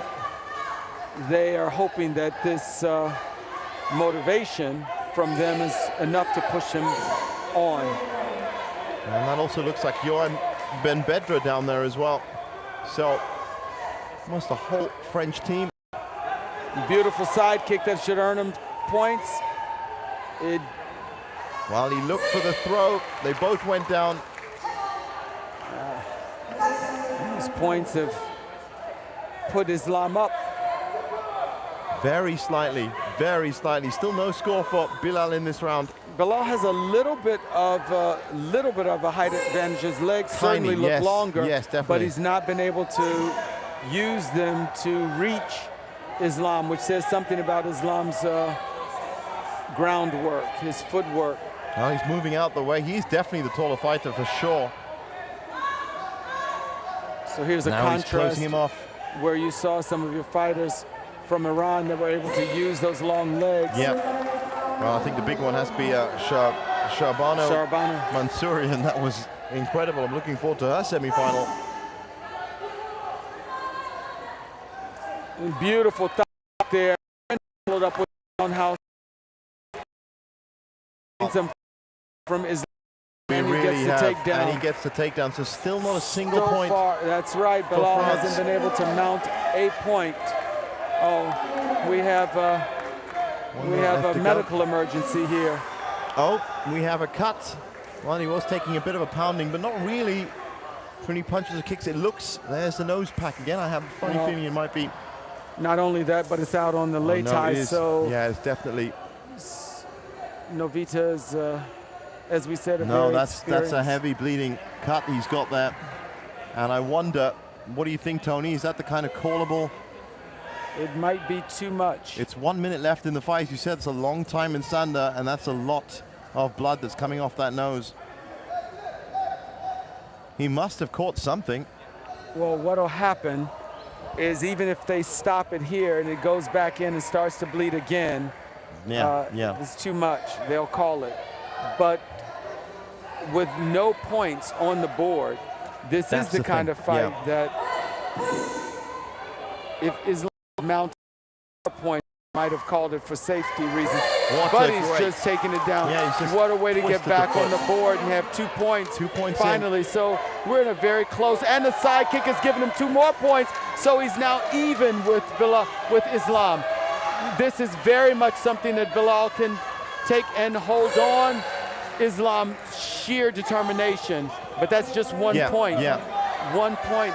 Somehow, one of the judges didn't score some of those. 2 of the judges didn't score. It is strange that wasn't seen, but it looks like there's a little bit more blood that's turning up here, and this would be a shame if we. It's possible now they've had the lead medical official to decide whether it's something that's treatable or not. So he came out. And there's, I think, yet more blood on the lay tie as well. That's the problem with injuries to the nose and just above the eye. The soft tissues there so it do lead to a lot of.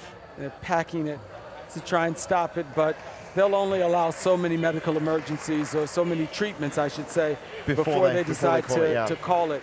I'm interested. All 3 judges have scored the technique, but 2 of the judges didn't see the technique. And now the head judge has asked the chief medical person where we are, and he said go on with the fight. Just got a shot of the French team watching as well. Oh, massive. That's 1 point. That just edges him up, but still he's within striking range if Bilal was able to mount something. That's sheer determination, as you said, to pull him over. That's right. He got one of those points back. 30 close. seconds is doable for. Oh, wow. What a slip. So that one, he just sort of gave away 2 points there. It's unfortunate slip for him, and Islam is going to try to maximize that lead. That's amazing how Islam managed to keep his legs out the way there. 15 seconds. But Islam is full of energy. Look at him. Yeah, he is definitely the more active of the fighters. He's trying to be pushed off. He gets the reverse. That's what you talk about, fighting to the last very second last there. second, it's true. Islam took him down with 4 seconds left. And that's clear. And which is a probably good thing with the medical emergency. Well, but kudos. He realized he eked himself out of that. France, a lot of guts there with an injury, still fighting it off. 2 medical treatments. Egypt came through. Look at that. It just took a lot out of him when he took him down. You can see how much it took out of him on his face. So we have our full set of semi-finalists in the 56 kilogram men's category. Yusuf Widianto from Indonesia. We have Amanbekov Avasbek from Kyrgyzstan. We've got Van Bao To from Vietnam. And we've got Islam Shahata from Egypt. We have one of your favorites, Kong, coming up. Yep, that's right. And these are the next 4 bouts, which will finish off this afternoon session, are all fighters that were fighting this morning. And they had full fights this morning, and these are the quarterfinals for the men's 60-kilogram class. And that's right, I was very, very impressed with this man here. He was very quick indeed.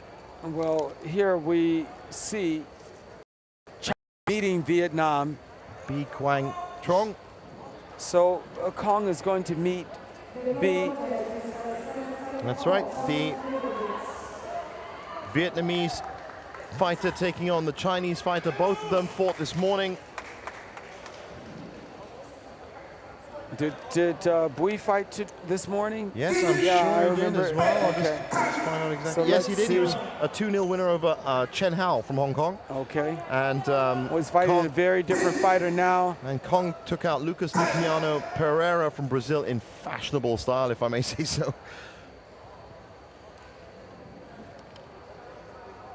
Look at these fighters sizing each other up. Fast legs there from Bui.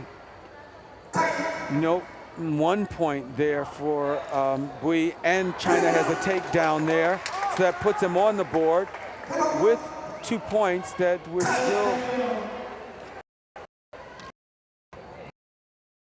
seeing with our big guys. Some speed and reaction here. We're seeing great timing off of each technique. It's a slap to the glove. Wow, and look at the way Kong works that distance just to make sure that that foot is out of scoring distance, and a takedown. And that was great. That was almost like 3 little hops. He had a hop back, he had a hop forward, and then he went forward and got the takedown. And not surprisingly, good points. Well, Bui got him down. Bui got the takedown. He got one of those points back. And the judges, as you said, just looking and pointing up, just 1 point ahead is what they said to Hong. That's right. And that's why he keeps closing in. Look at those hands. He's a strong lad. Hong Xing Kong.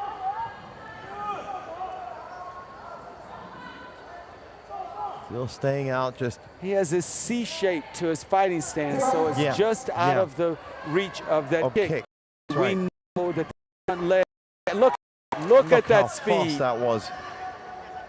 And that's given him a good lead here in this first round. What a round it's been. Well, this is great for our viewers to see this level of competition from both fighters. Look at that. Equal. You give me a thigh kick, I can get in there and give you one back. Trading off techniques, and this is where that tactic of building up the points is critical.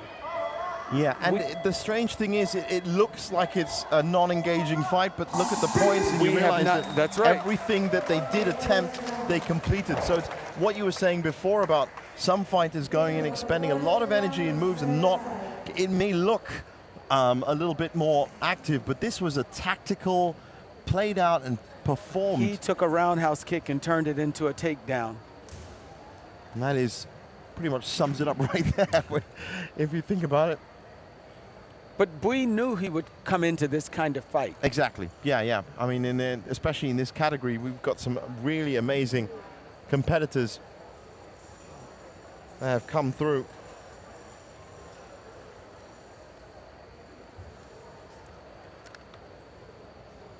So we should be seeing Abdul Haris Sofian, Francisco Solis, Yat Santo. If I remember rightly.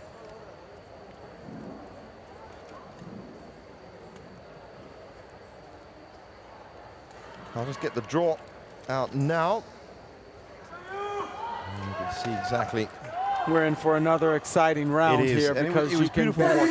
It's not, I can see what you're saying now about how this is the kind of Sanda that should really be pushed around the world, and a lot of people should see, because it has that, it incorporates the cat and mouse, the style and effective techniques as well. We just saw Bui get an early takedown, and then China answered, right? Kong answered with a thigh kick and then another kick that put him back in the ring and just edging ahead. So he has made sure that he kept his score up so that he's at least even or above, and if only by 1 point. And it must be so much more difficult for the coaches between Beautiful roundhouse kick from Bui. What a kick that was. It must be so much more difficult for the coaches between the rounds. That's 2 thigh kicks that his corner told him. 2 punches if he, look at that, he was in the air off both feet. The air off both feet. But these guys are almost evenly matched, with 1 or 2 judges seeing them one or the other. That's a roundhouse kick, and he's just big kick. He's left himself open. Wow, he got the roundhouse kick. Kong couldn't get him off the platform. He was trying to get those 2 points back.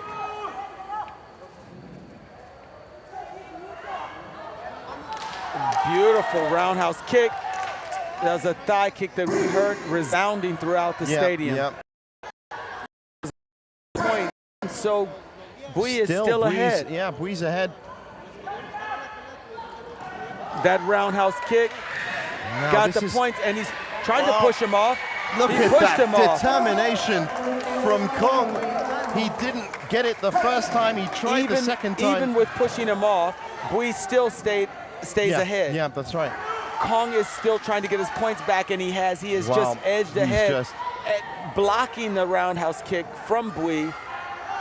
But Bui's giving him a lot of firepower there. It is tactical, and once again, Kong has managed the Chinese fighter to just string together 3 or 4 points in the space of 4 or 5 seconds. He did look at that. Every time he has answered. Oh, earlier this morning, Hong Xing Kong managed to get 3 points together in 15 seconds, or 15 points in 5 seconds. It was something around 3 points per second. This is very interesting, Jeevan. Look at the way the fight has been scored. When this clock counts down, you're going to see something very interesting. Look at the count. Yeah, 2 judges have gone cleanly, 9-6 and 11-7 with Vietnam. The other one's 10-8, 10-3, and 10-7. It is split, polarized on the judges' table, because both of these fighters were coming out and doing the best that they can, scoring, connecting, and look at that. Couldn't find it, he kept pushing him. But look at how long he held onto the edge. I think he gripped it with his toes hanging on. Bui just showed us some excellent fighting, and this wasn't even a medal round, right? This wasn't. This was for a place in the semifinals, and I can tell you now that Hong Xing Kong, who impressed us this afternoon, is now through to the semifinals, and he's going to face and this is where it gets really interesting. He's going to face the winner of this, Abdul Haris Sofyan, who came in with the big throws against Francisco Solis, who's been making a name for himself in the last 2 rounds. One of these 2 is going to fight that Chinese fighter, Hong Xing Kong. And I wonder if we're going to see something as... it's hard to describe, because it was almost like a game that was being played on the Lei Tai. It was... From some of the other fights that we've seen from the inexperienced fighters that were more brawly, that were being dragged around, this was more, I'm facing you, you're facing me, and we're going to see where we can cut each other up. Kong only pushed him off the Lei Tai when he had him at the edge. The rest of that fight happened in the center of the Lei Tai. So we have Abdul Haris Sofyan in the red, and we have Francisco Solis from the Philippines in the black. And it really doesn't look like these fighters have fought this morning, has to be said. That's conditioning and training owed to their coaches to make sure that they are prepared for this level of competition. And they look like they're really savoring this level of competition a bit more. Well, they can taste it. They know what's next, right? That's what they fought for, to get to that level of the competition. That's what they trained for, to come here as well. It's a beautiful roundhouse kick. So points rolling in, not as fast as the previous, but definitely both fighters keeping and holding their own and matching themselves up. Abdul Haris Sofyan looking as usual, we can say that, for the big throw. The takedown doesn't get it. There's a good kick from him. And then Francisco Solis is in. The clench is active, but broken up. Both fighters in the clinch. There's healthy respect for what happens with them, and you see them really, that cat and mouse, What do I do? And I think Solis has gone out. There's a foot out there, but it's not scored. He was still holding on, so. Scores are static.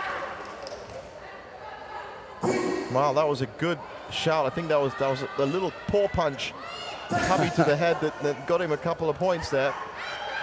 That's interesting. He's holding on to that leg. Look at Look Abdul. at the balance, yeah.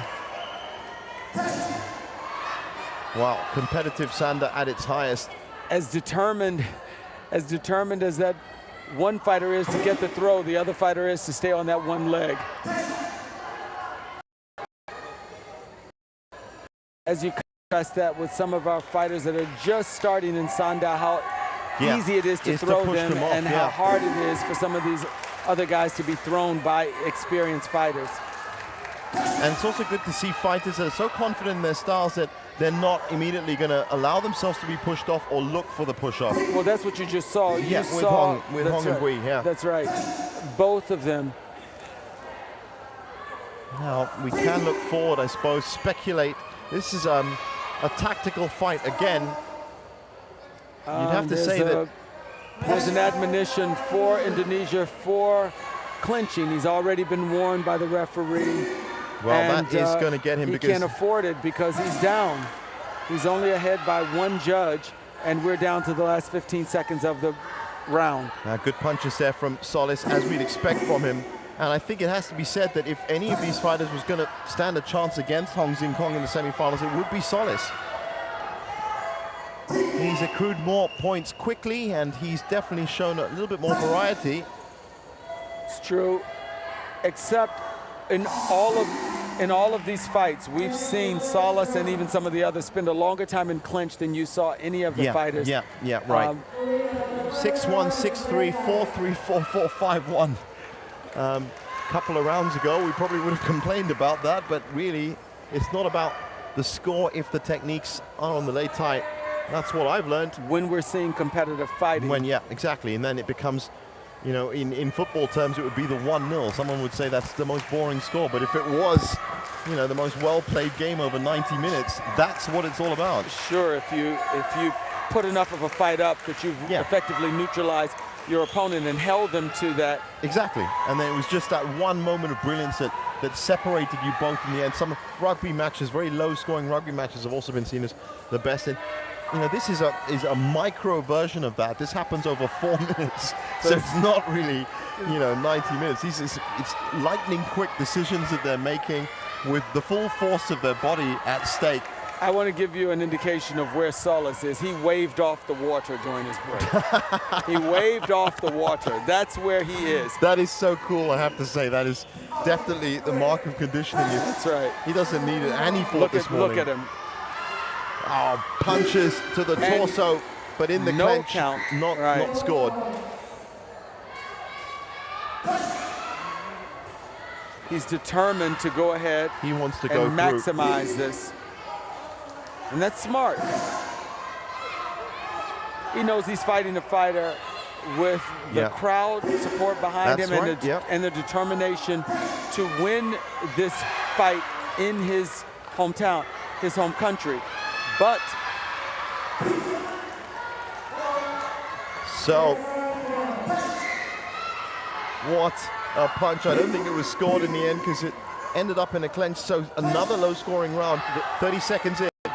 The roundhouse kick that was scored by a couple of the judges. But again for clinching. Now I wonder what Abdul Haris Sofyan's going to do. Wow. And he went for the roundhouse. He went for the kick to the face, but slipped, and he's going to lose some points for that. Solis now clearly ahead. Looking good for the semifinals, but that's a lot of Sanda time, as you said, 119 to play. And look, his determination has only increased. Abdul is, if we talk about nothing to lose, he really realizes it, but that's a nice inside thigh kick coming from Francisco Solis. I'm sure he'd love if he could get 2 push-offs of Solis now. Look at that. It's a little bit of desperation there from Abdul. It was good. It looks like Francisco Solis has enough here to keep Abdul Haris Sofyan at bay. Wow, look at that. Nice open kicks coming in and punches as well. He's changed his style. Yep. there is nothing for him to lose at this point. It is. And he has trained hard to get to get to this level of the competition. Oh, look at that. He's giving it all. And I think we're going to see everything from Abdul Haris Sofia in these last 30 seconds in front of the hometown Indonesian crowd. He knows that he's fighting a competitor that he's competitive with. His opponent is someone he's competitive with. Everything except the kitchen sink is coming out now. Problem is, all of those punches are coming from the outside. Those sort of and they're just waymakers. He needs a jab in there or an uppercut. It is odd that we have seen very little jabs, really. We've seen the punches coming in from the outside as opposed to going straight. And so with 8 seconds, it's looking very much like Francisco Solis is going to be fighting Hong Xing Kong. That could be a great fight indeed. He got one push kick out that edged him up, but not enough. So 11-7, 10-7, 12-7, 7-4, 11-8. It's pretty unanimous. Francisco Solis goes through. Now up next, there are just 2 more fights for this afternoon session, session 5. More quarterfinals. The other 2 semi-finalists will be picked. The next one up, our Indian quarterfinalist, Surya Singh, taking on Macau's Yat Santo. We saw both of them in action this morning as well. And I'll tell you now that Yat Santo beat Levon Gulnazarian from Armenia, and Surya Singh beat the Sri Lankan Petham Aldawana 2-0. So this is where we get to see whether Surya Singh has what it takes to qualify for the semi-finals, because Yat Santo has beaten some more established people, it has to say. And I wonder, but we have seen some good tenacity and fighting spirit from the Indian fighters, so I wonder if that's going to stand him in good stead, as Yat Santo in the red is going to come up, as I'm sure, with a lot more techniques. I'm assuming Macau Sanda is probably a little bit more developed than Indian Sanda? Well, what we know from India is that they've been coming to world championships, and you can see the level of preparation. Wow, look at that. Opens with a big takedown. Perfect example, right? Well, he means business, does Surya Singh, and that's a push off. No, manages to stay on almost again. So he's gone up in the points. He has gone up in the points. He's now 4 points clear, but plenty of Sanda left in this quarterfinal bout, I can tell you. Wow, punches coming up, moving in for the takedown. A quick look over to his corner. And a beautiful push kick. He took him down. Well, he's doing enough here. Sure. And the Indian supporters and fans in the crowd are loving it as well. That's a great punch. Everyone loves it when you get to this time of the day and you're able to see some great really good fights, yeah. And that's what we've got here. And that punch has now put Surya well clear of Yat. Beautiful step in the heat. Here we see some jabs from Surya, right? Yeah, he's definitely using his jab, and he's also quite adept with the shui as well.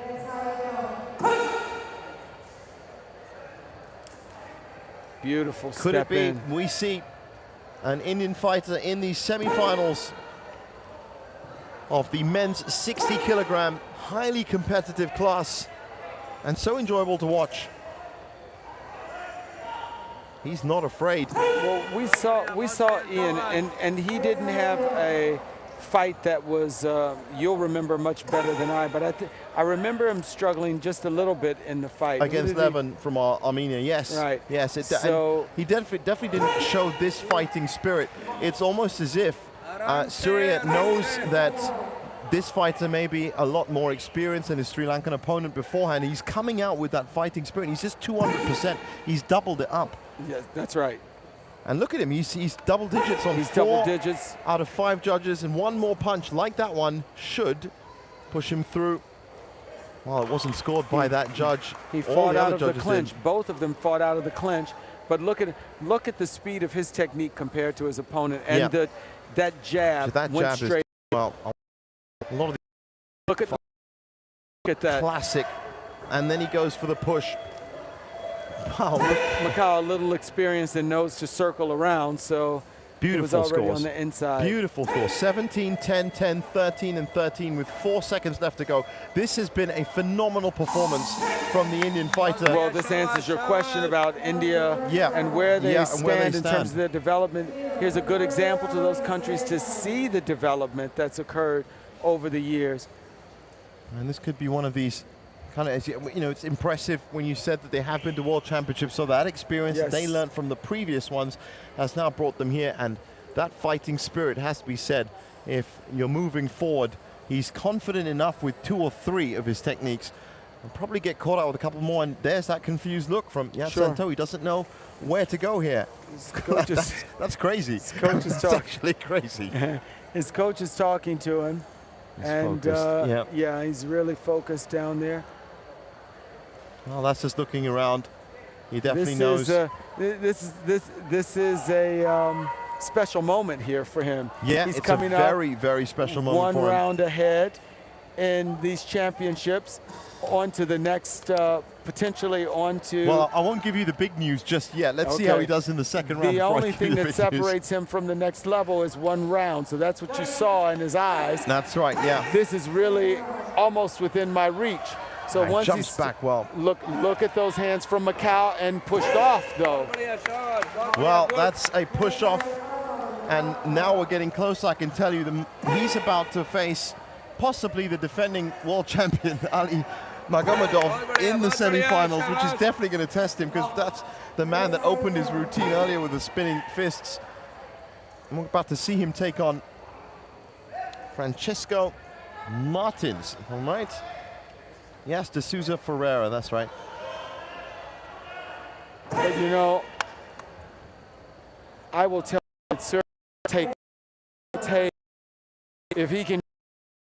Exactly. I mean, in terms of setting a legend, if you could take a round off the defending world champion and former gold medalist from the 12th World And the Wushu way he's Championship. fighting, That's he it, has it's him done. off twice. Wow. That was just 1 point. Well, he's he's disappointed that he was pushed off. He's disappointed that he was pushed off, but he had a very determined fighter in Surya. He's disappointed, and he's winded. So, Surya Singh is in the medals, or the medal contention for the 60-kilogram category, and that's going to make his team very, very proud as well. That India has come so far in terms of sports. They currently are moving ahead as a sporting nation. This is going to really help them as well. So we have the defending champion, Ali Magomedov from Russia, against Francisco Martins Ferreira from Portugal. We all know what Ali can do, and I'll just give you an update as to what Francisco Martins can do. He was in action this afternoon as well, and he beat the Austrian Thomas Raffitzer 2-0. That was a very tame fight for him. He's going to be up against it here. And as for this man here, Ali Magomedov, well, you said it yourself. He's come on. He opens his fight with 2 of the most difficult routines. Techniques, and I wonder if he'll do that again now. So here we have big match and the last match. Big match and the last match of the session. Both of those guys, look at this. And you can see one fighter is Ali in the very black. steady on his feet, right? Another fighter, you will see. Francisco's in the red, Ali's in the black. Right, you'll see a lot steadier footwork from Ali. Yeah, for sure. As we move forward. There's a little bit of a bounce there to Francisco, and there's an example of what I'm talking about. That was a Francisco's weight is on his feet. There's the that back fist spinning again. back fist. Good combination. He's using the jabs as well. Sure. With the bouncing, Francisco's not going to be able to stay grounded to generate any power off of the technique because his power is up. It's not grounded. Look at where the weight is distributed. Absolutely beautiful. He just punched him off of the lei He's punched him off the lei tai. So not only does he have the wild card, what impressed me was the move before that when he caught the leg, got the punch in, then went for the takedown, and that was the combo. This is a fight that may be stopped if the point differential, because we're into double digits in 55 seconds. But also, that was some of that power. A flying punch, I saw almost. Sure. It looked like it with the shoulder coming through as well. Then see this sort of frenetic energy that Francisco has. He's really trying to make something happen, but look, he's about to be pushed off the lei tai again. Watch. Yeah, it's not cool. It's reactive and we just saw big hits. We just saw Ali lead in with an uppercut from outside the fighting zone, right? It is looking like a bit of a spine. He's hit double digits as you'd expect already. He's just trying to protect. He's off the platform twice already, right? With 15-1, 15-1, 12-1, 12-0, and 14-1, he would have won the round anyway. But instead, he goes for the 2 push-offs. And it's what you were saying. It looks like it's a sparring session for him. Well, it's a sparring session, but it's not a sparring session with someone who has the same level of grounding on the lei tai that he has. But by having that solid footwork, though, it means that he can really transfer his power really well and very quickly. Well, you know, Francisco hasn't felt the heaviness, the weight behind some of his punches.